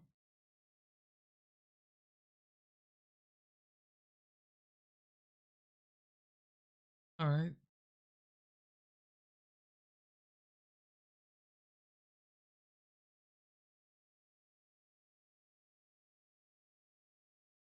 A good quick 2 hours. I think that's pretty good. Pretty good. Not too much, not too little.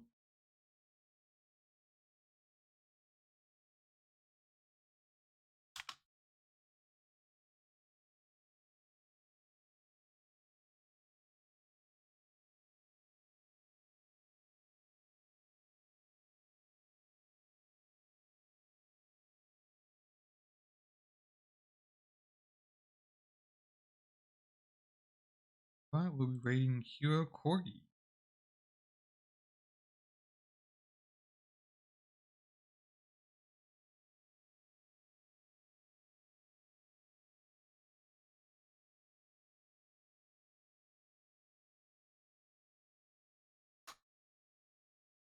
Alright, no rates. Filth.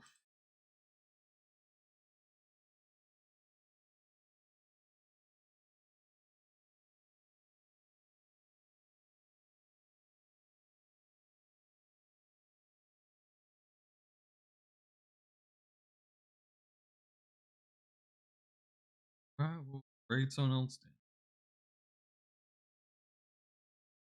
See how this works.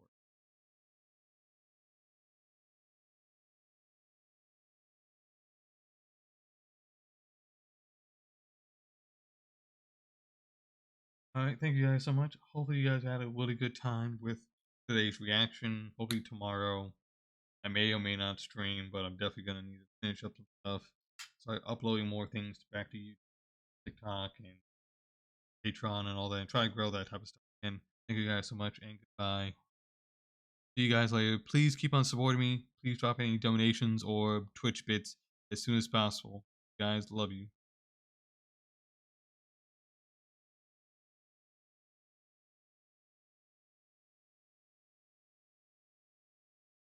Our price determined